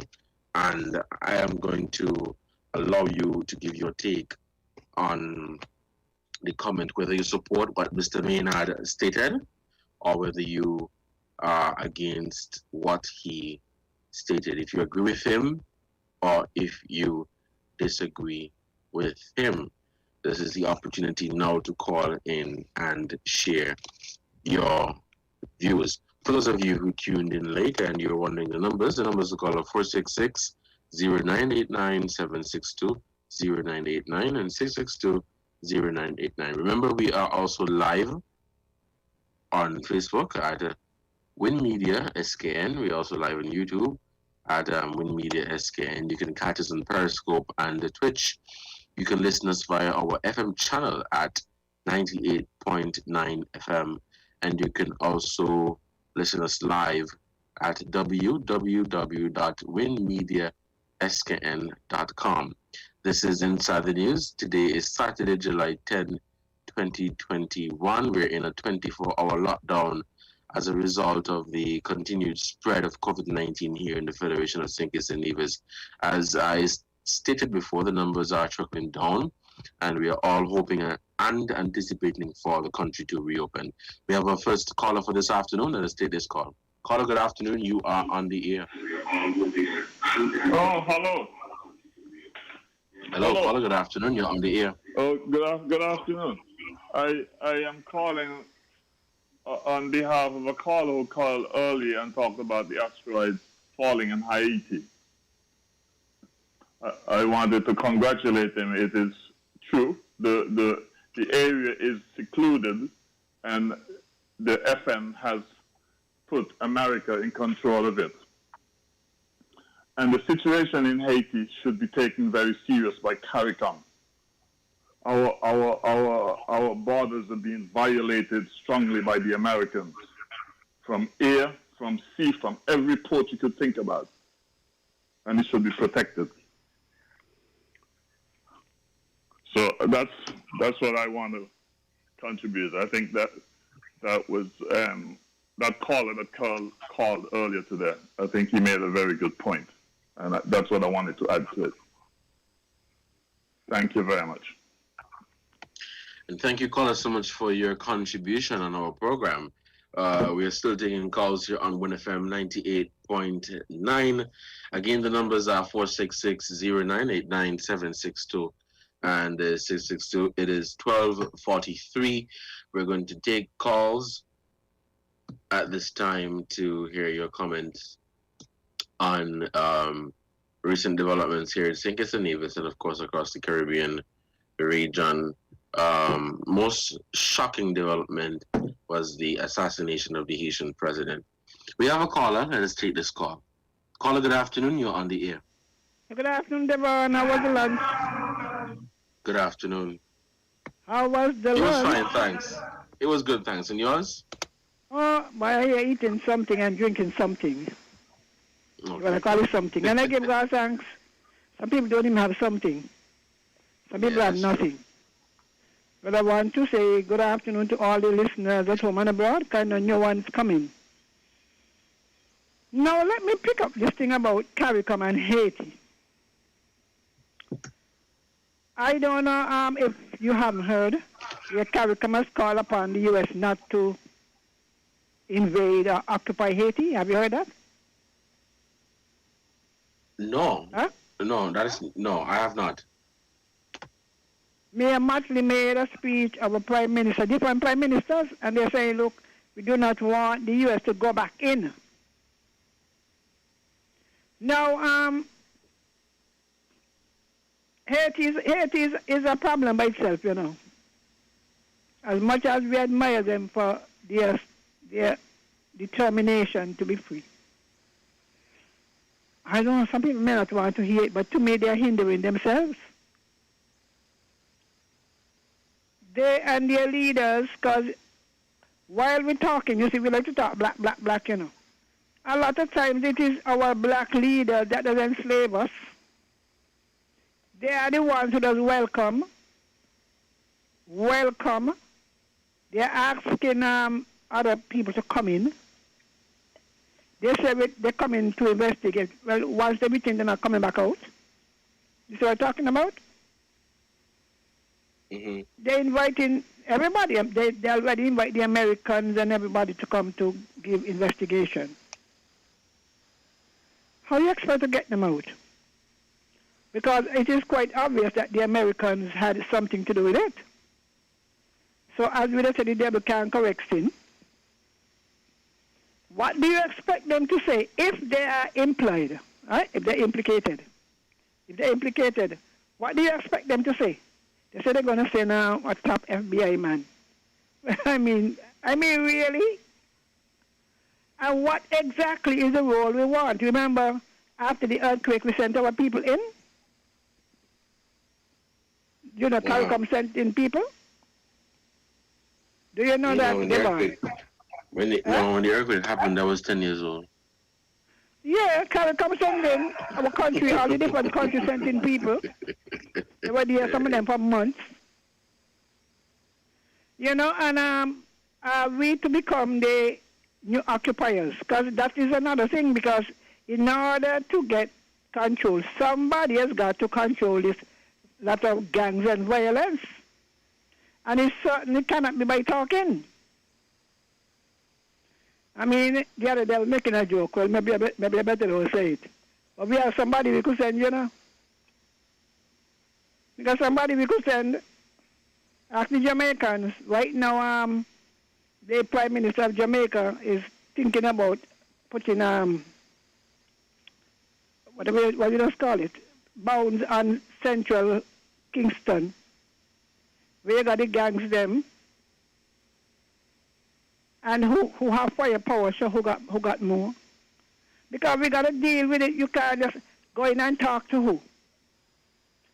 And what is the role of the opposition in it? Because they stand to gain, you know. You don't think they're implied too?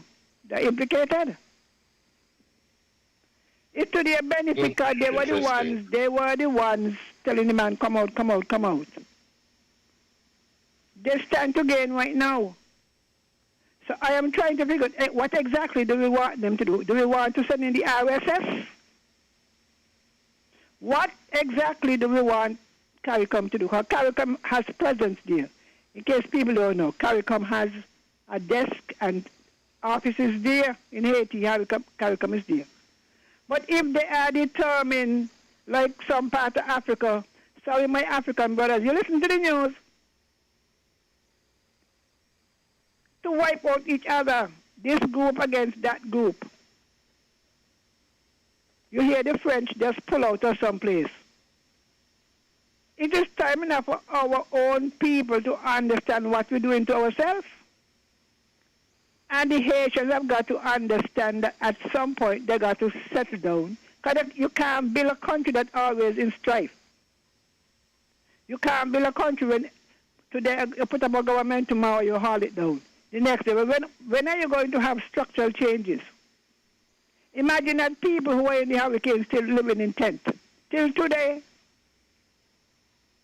Till today. So what happened to the people of Haiti?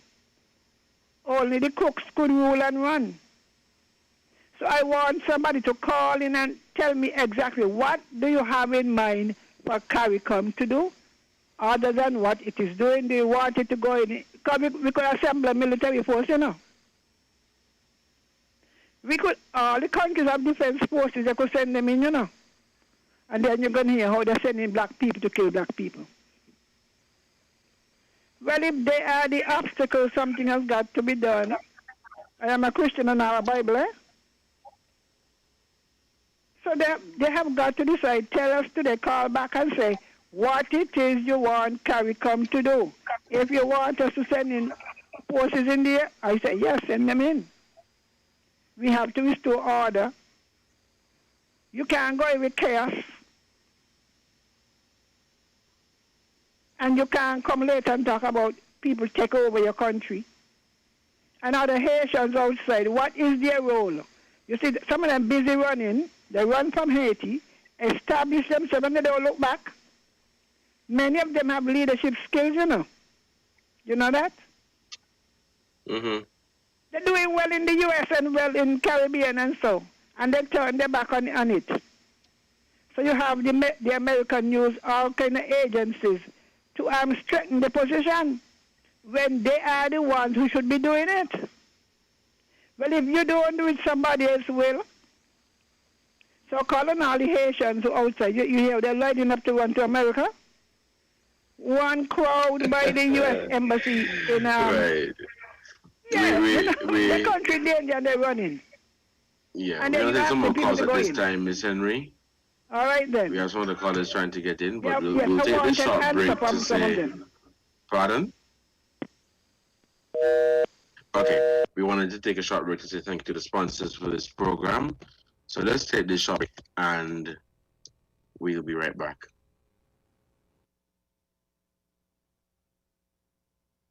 Buying your medication is easy with City Drug Store's curbside pickup. WhatsApp our certified pharmacist at 662-8769 with your requests. For prescriptions, take a clear photograph and send for review.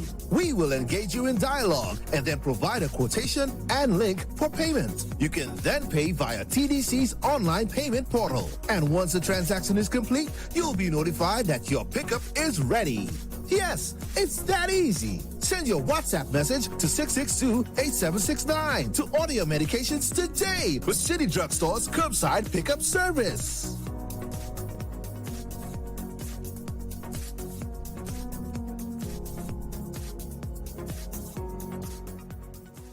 At The Cable, we know being local means supporting our own, and our customers deserve the best. Our customers deserve platinum. So now, all customers of The Cable qualify for our new Platinum Loyalty Card.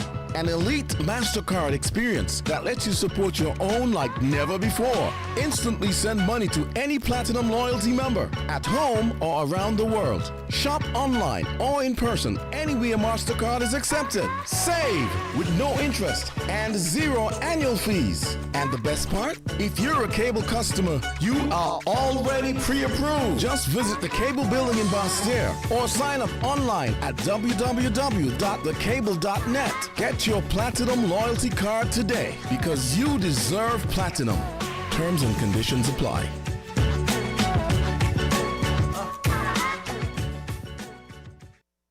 People make the world go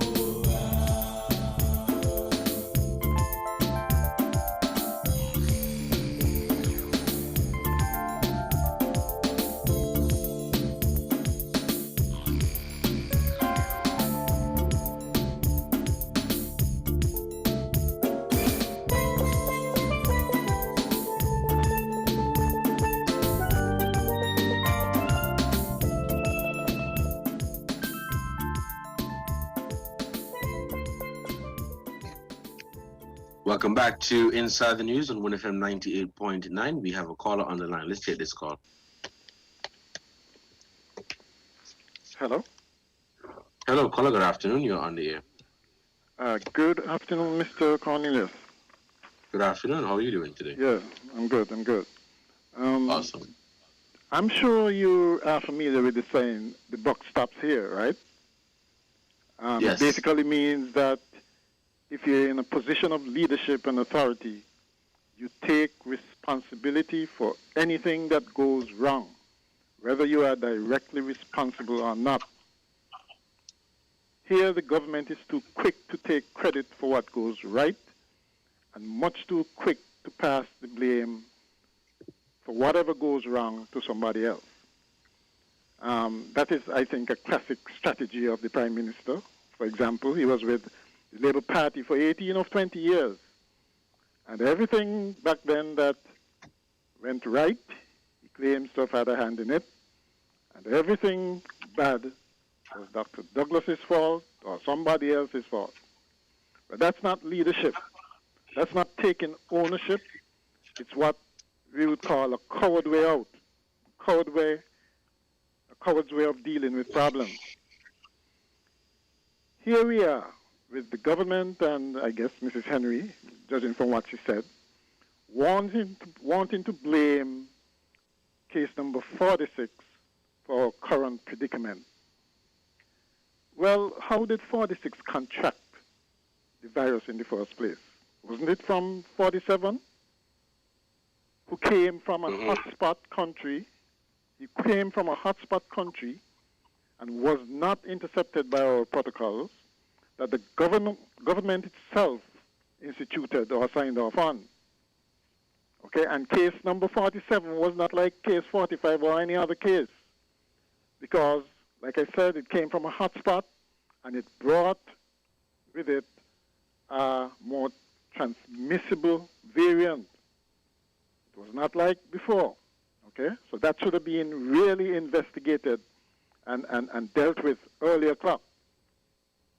And so what we have to look at then is that the buck should stop with the government. They are absolutely responsible for the breach in the wall, as Congress put it. Right? They can't twist and turn it. They can't be dismissive about it. I remember listening to a briefing when the chief of staff, medical chief of staff was asked about it. And he basically wanted to dismiss it and say that they were always saying that the virus would come back, and it does not matter. The fact is, it's here and we're in community spread. Well, that does not absolve New York and the government from what happened, okay? And they are ultimately responsible for this as well as other previous breaches. But in our small community, nobody wants to fall on their sword. The old Japanese custom, when you mess up, you fall on your sword. If you did that here, we'd run out of swords pretty fast, Yeah, nobody wants to say mea culpa, that I'm to blame, or it's my bad. Nobody wants to be held accountable, right? Now, if the opposition is not supposed to take the government to task and hold them accountable, then who should? Isn't that what oppositions are for? I don't think anyone is expecting elections anytime soon. So it's not about a campaign. I don't know why you call it a campaign. The opposition can't control when they're going to have elections, right? But the government have every right, and they will be failing in their responsibility if they don't take the government to task. Okay, and Mrs. Clark, or Miss Clark, and others have a right to keep the government's feet to the fire. They have been far too silent since last elections, and it's good to see them re-emerge again and tell the government that, well, your long honeymoon is over. Okay? We have unfortunately inherited the British system of governance, but not its traditions. right? Remember a while back there, a British minister resigned simply because he was breaking the same protocols that he was instituting for the British people. And he was caught, I think he was kissing a member, was it a member of staff or something, right? Instead of maintaining his social distance. And you think that could happen here? No way, right? Over in Britain, ministers resign at the drop of a hat. Here we reward them for wrongdoing, even after it was proven in a court of law that they've done something wrong. You know? We have to have higher standards than this. This is long and short of it. Okay? And this idea, by the way, of only the opposition playing politics with COVID, first of all, if you got a group of politicians, they're going to play politics with it. Full stop. All of them. Okay? But to put this just on the opposition is disingenuous. Right? The government played politics with COVID from day one. They used it to help them to win the last election with the state of emergencies and all the things that they introduced that were disadvantageous to the opposition. So they politicized it from day one.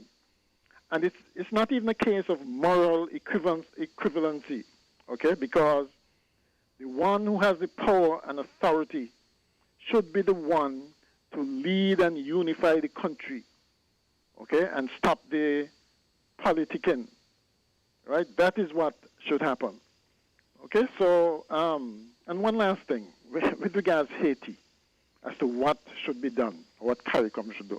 I think at some point, the Haitians have to take responsibility too for the state that they're in, okay? Maybe it would require a second revolution, I don't know, right?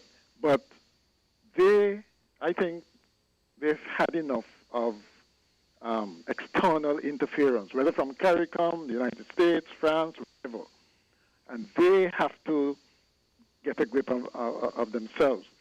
If I were them, I would do something very controversial. I would enter into the geopolitical game really fast.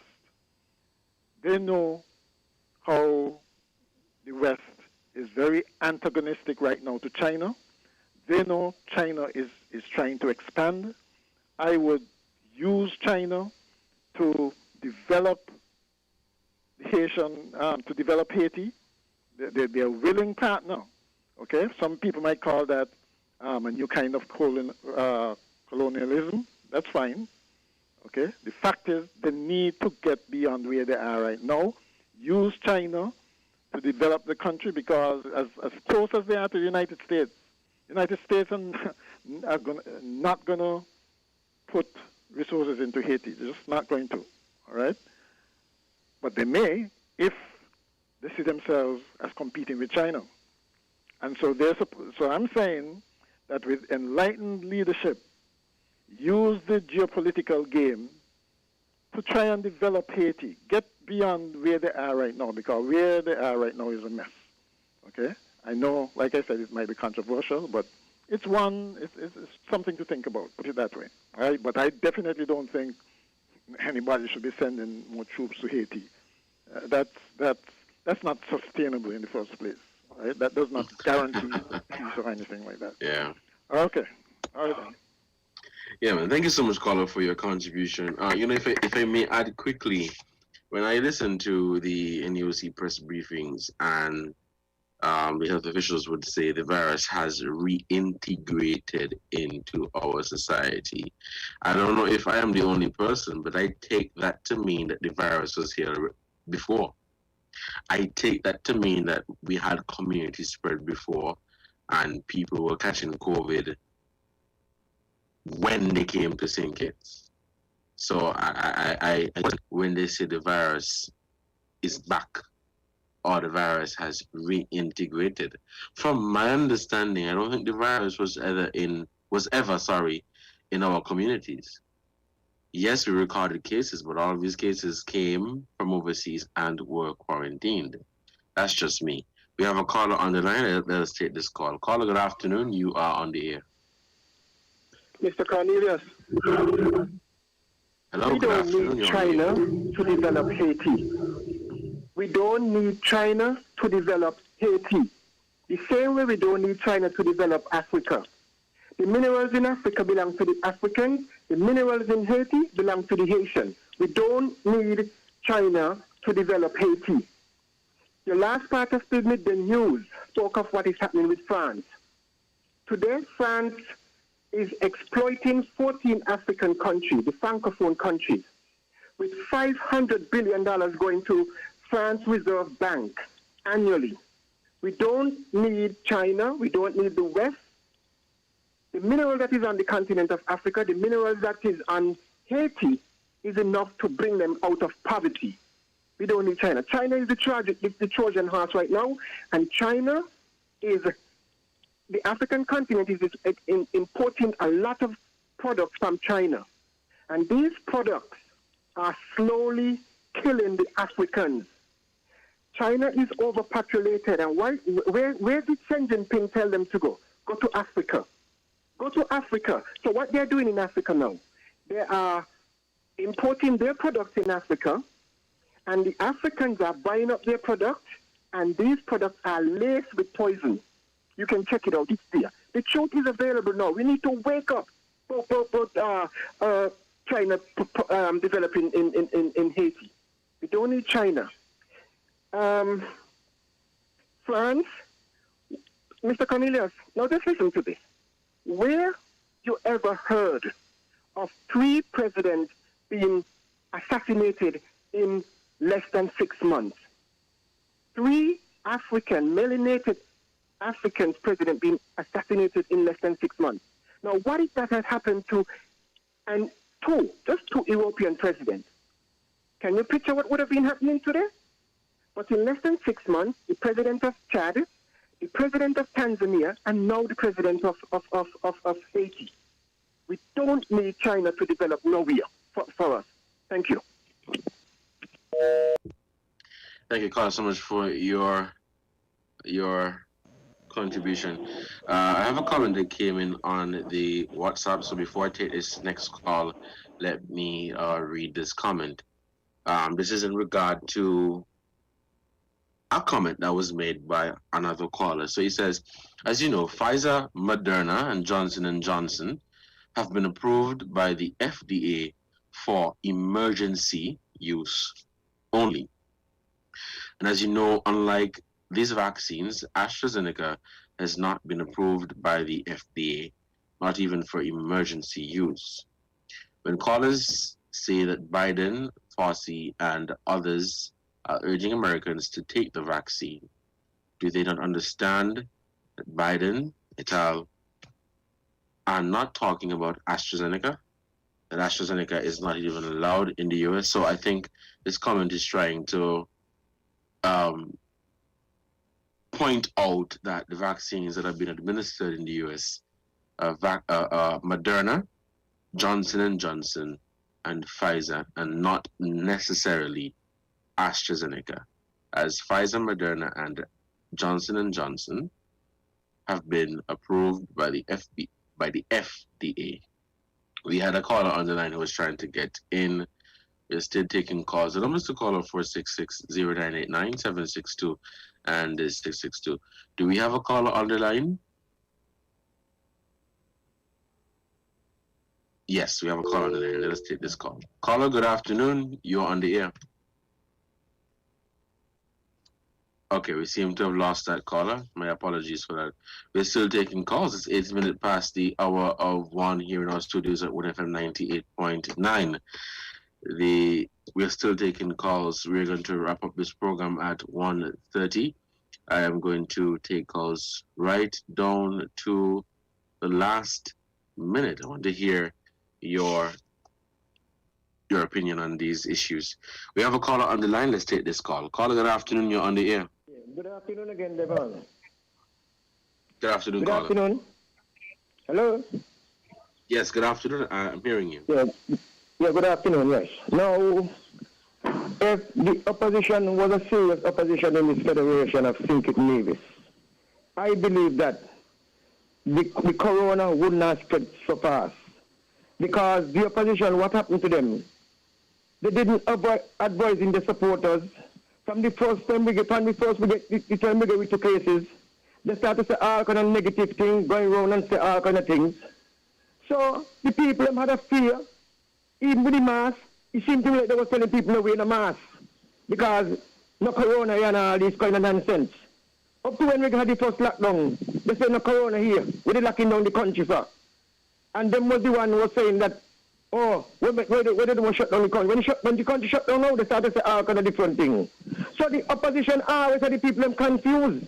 The government and the CMO was trying to endeavor best. No one perfect, never, no one perfect. We ain't say things ain't happening because in every system, you must find the loose way. Because look over at some hotel where they had some people quarantined. Some people get out. In Nevis, some people get out in the first lockdown. And these things always take place. No system is perfect. But if we had a true and a right opposition here, really care about the country and really care about the people, where the government ain't invite them and the task force invite them and this invite them and that, they should have reached out to the people them because they're part of the country. And if they get elected, it's them that will face the corona if election come and they get elected. So I do not see that the people just going around politicizing this thing all the time. It ain't making no sense. Listen, I support in this unity government because I have put them there. And if I was see anything wrong with doing in this country, I will not speak out. What this government is doing is what the whole world is doing. Everybody got their own strategy. Every country got their own strategy to fight the corona. We got a strategy here. America got a strategy. France, Russia, Cuba, everything. Everybody got their own strategy to fight the corona. We just follow in some of them protocol because they're bigger than us and they're more up in technology than us. And we just listening to them and advising what's going on. You understand? Let me ask you a question quickly. Yeah. Let me ask you a question. Based on your comment earlier, are you suggesting that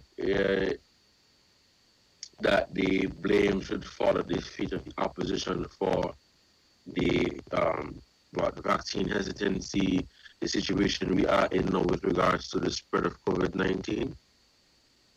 I believe that if the opposition was more focusing on the corona and how deadly the corona be, and listen to what's going on out there in the world, then no. I believe that we not got more people vaccinated. We would not got this lower spread because we let people ask people to stick to the pharmaceutical measures and those things, but they wasn't doing it. Mr. Collinas, I'd have been tongue. And I just talk to people who are in the opposition, and you hear the ignorance they talk sometimes. Oh, what Timothy want to do? What Timothy want to do? I said, if Douglas was there as the Prime Minister at the time, don't you believe in the same measures that will be taken? No, I'm going on.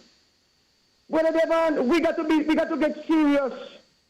But let me tell you something again. I'm telling you, you see that Labour Party opposition, I in my close 60-something, close to 60, so 60, 59. And when I look around and I see the politics, the bitter politics when the Labour Party in opposition, it need to take a warning and I need to take attention. They will do anything to anybody, any opposition in this country when they get into government because they always feel like when they're in a position, they ain't supposed to be in a position. They always feel like they're supposed to government. And some they're supposed to preach that. Some of them. But let me tell you, Evan, I believe that they're only in the minority. If election got to call to that tomorrow, as long as this unity get together, I believe that the government will go back there more convincingly. Maybe the only seat they get is number 6. I believe so. Because the people in this country are taking heed. And they're listening to the Prime Minister, they're listening to the Cabinet, and they're going to the protocol, the majority of people not all, because you can't find everybody think the same way. But the conscious, honest, righteous people and people who feel that the government is doing the right thing, because, since the government get in office, everybody sees the drastic measures the government has taken for ordinary people in the country. So I do understand people problem. Everything, every day the same thing. You go in town, you walk down 4th Street, You meet some people because they meet me on the radio. But I want election come. Who get out these years? Eh? It gonna be any better? It ain't gonna be no better, man. It ain't gonna be no better if election come and get out these years. If the corona around still. We got to fight, tackle the corona. Tackle the corona. We, as opposition, government, everybody got to come together. We got to stick to our non-pharmaceutical measures and all those things. And put away the political league, whether you're a Rastaman, whatever religion you believe in. Let me fight the corona by the World Health Organization, who is putting out the information. All right, then we get the ban. Right, thank you, God, so much for your contribution. Let's pause quickly for the cause at this time, and I want to add my contribution to the conversation. With regards to the comment from the last caller in terms of if the opposition was on board, we may have had a higher vaccination rate, or we would not have been in this situation. Now, I'm not sure. I don't agree with that comment from the last caller, and I'll explain why. Now, when you go to get vaccinated, or now that we're seeing the vaccination numbers, you can't determine or you can't tell if these people are supporters of the incumbent or if these people are supporters of the opposition. Now, some may assume that the majority of people that have taken the vaccine are government supporters, while others may assume that the majority of people who have been vaccinated are opposition supporters. No, we don't know. We don't know the true statistics. And I don't even think that these statistics or these numbers are being gathered for us to know how many Labour supporters took it and how many PAM supporters took it. So if anybody could provide me with that statistic, I would be greatly appreciative. So it is a back and forth between government and opposition, vaccinated versus unvaccinated, where we believe it is the government fault because of what's happening, or it is the opposition fault because of what is happening. You don't know. If we are to conduct an assessment of the vaccination rate and of the 19,000+ people that have been fully vaccinated, what if we get a result that says majority of them are supporters of the opposition? What would we say then? What if we get a result that would say majority of them are supporters of the government? So we don't know. So I have to disagree. And I can't. You see, there are people out there who have taken the vaccine and who have not taken the vaccine. Now, when people express their opinion about not going or not, believing in this whole vaccination thing, people automatically assume that you support the opposition, which is ridiculous and beyond, let me say, stupid. It's ridiculous. You have people who support the government and you have people who support the opposition that have taken and have not taken the vaccine. I have interacted with people who are supporters of the government and they have said that they prefer not to be vaccinated. I have interacted with people who are supporters of the opposition and they have said that they prefer not to be vaccinated. So I keep hearing this talk over and over and over and over again, which suggests that the reason why the vaccination numbers are low is because the opposition is not assisting, or the opposition is not playing its part, or whatever.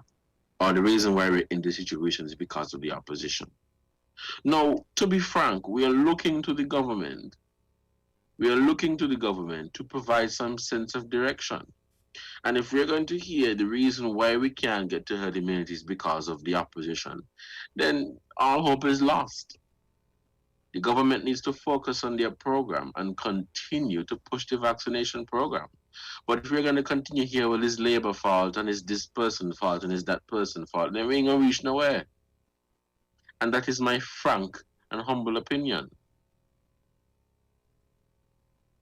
So focus on the vaccination program and continue to encourage people to be vaccinated. Get the information from the World Health Organization and other health authorities and educate the people. Educate the people about the vaccine. But if you want to come and tell me, well, the reason why we're in this situation is because of this person's fault and that person's fault, then we ain't going to reach nowhere. So the back and forth about the vaccinated and who unvaccinated and who is anti-vax versus who love the vaccine, I don't see how that is helping the situation.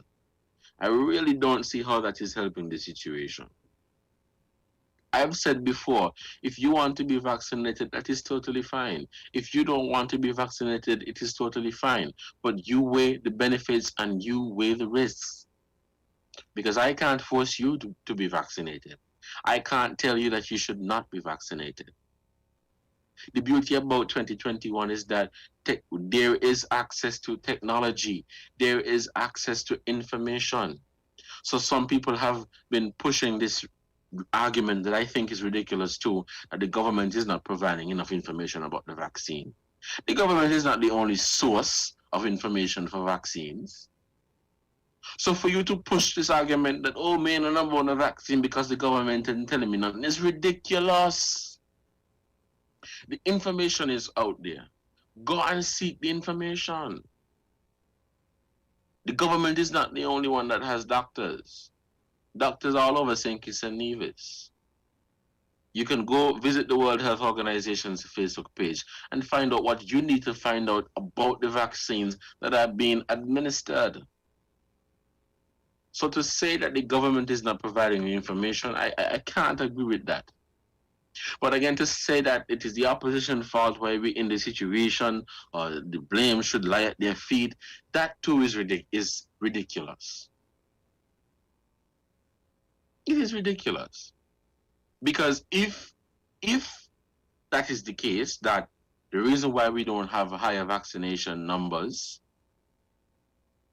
because of the opposition is not supporting that, how do you explain to me that the opposition lost the elections? Because based on comments I have heard from members of the government, when I say members of the government, I mean people of the incumbent parties, is that the opposition was rejected.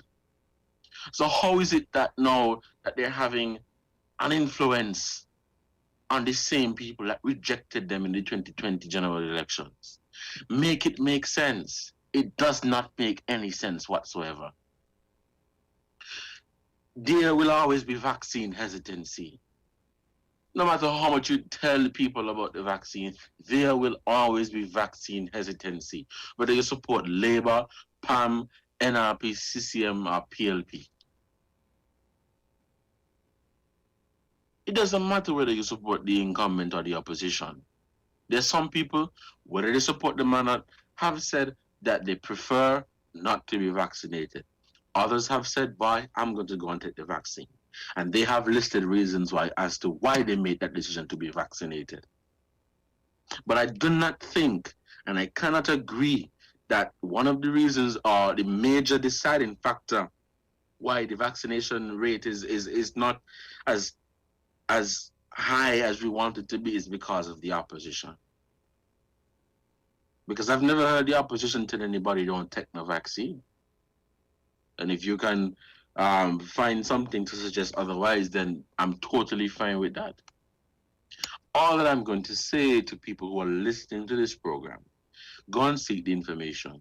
If you decide to take the vaccine, that is your business. It has nothing to do with me. If you decide not to take it, same thing. The information is out there. Go out there, seek the information. You know where to get the information from.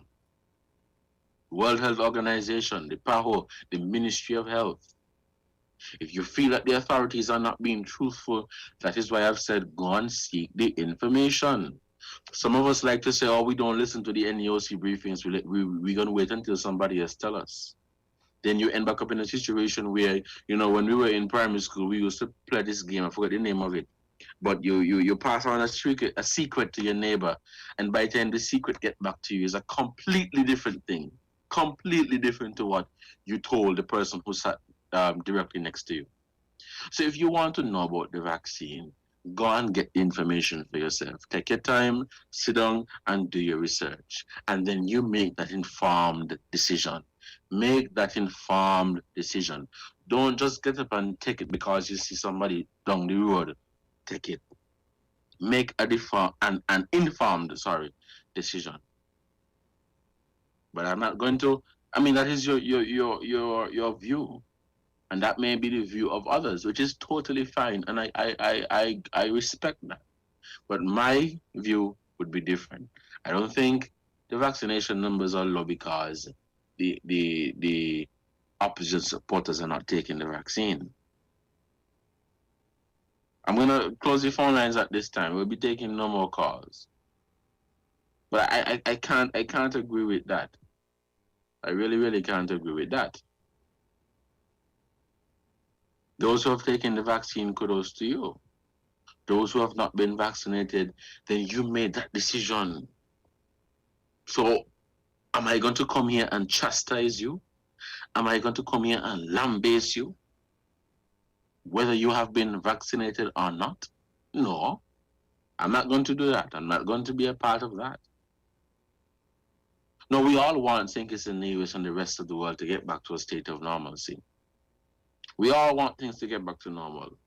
Many of us, we would want to go back out to our jobs and everything. We know that. And that includes, according to the health officials, is following the protocols, vaccination, and all of that. I don't think people are necessarily against vaccination. Some people just don't have trust in the AstraZeneca vaccine, and that is the harsh reality. If you prefer the Pfizer vaccine, then you do what you have to do to go and take the Pfizer. If you want the Moderna, go and take the Moderna. As it is now, the government is only offering the AstraZeneca vaccine. Should they have offered different choices? Probably yes. But what they're offering now is the AstraZeneca. So get the information, because the information is out there. People are not taking the vaccine because they don't trust it. People are taking the vaccine because they trust it. It's a back and forth, and it's a tug of war. It's a tug of war happening right now about who smart and who stupid, and who know about the vaccine and who ain't about no vaccine, and who take it from who ain't take it. So we don't know the numbers. We don't know. We don't know the numbers. I'm going to look at the latest situation report. Now, the vaccination report dated Friday, July 9th says that 19,042 persons have been fully vaccinated. If somebody could call me right now and tell me that majority of these people are Labour supporters, NRP supporters, CCM supporters, PAM supporters, and I rest my case, because I don't know how many are supporters of the government or supporters of the opposition. I don't know.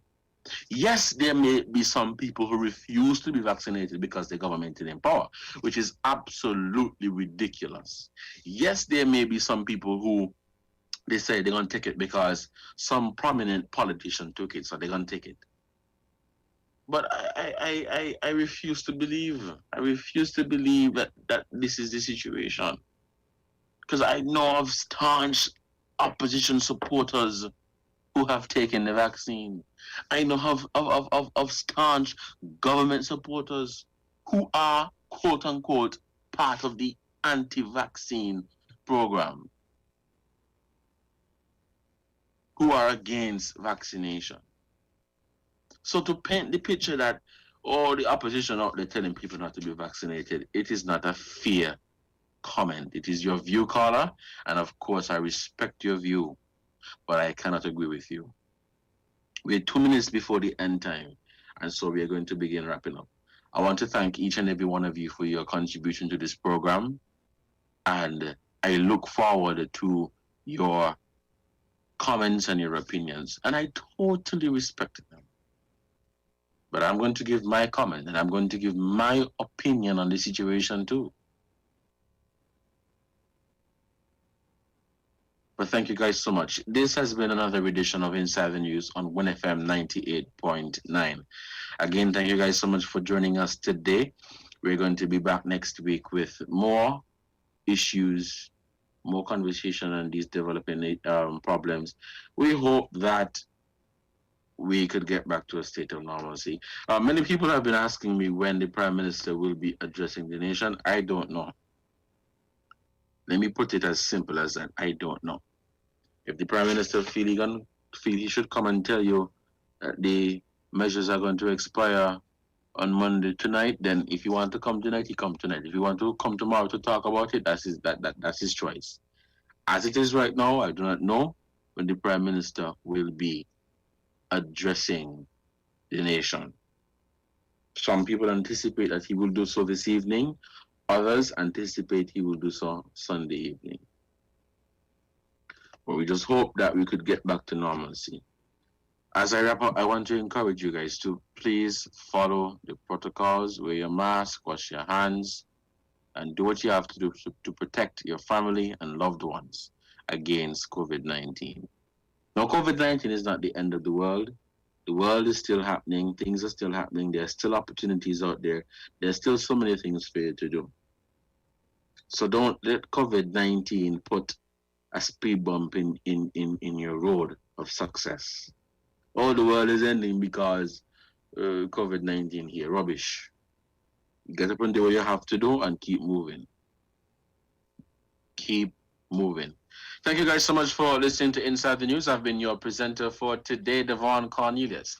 Until next time, stay safe and have a good one. Have a good afternoon. At The Cable, we know being local means supporting our own, and our customers deserve the best. Our customers deserve platinum. So now, all customers of The Cable qualify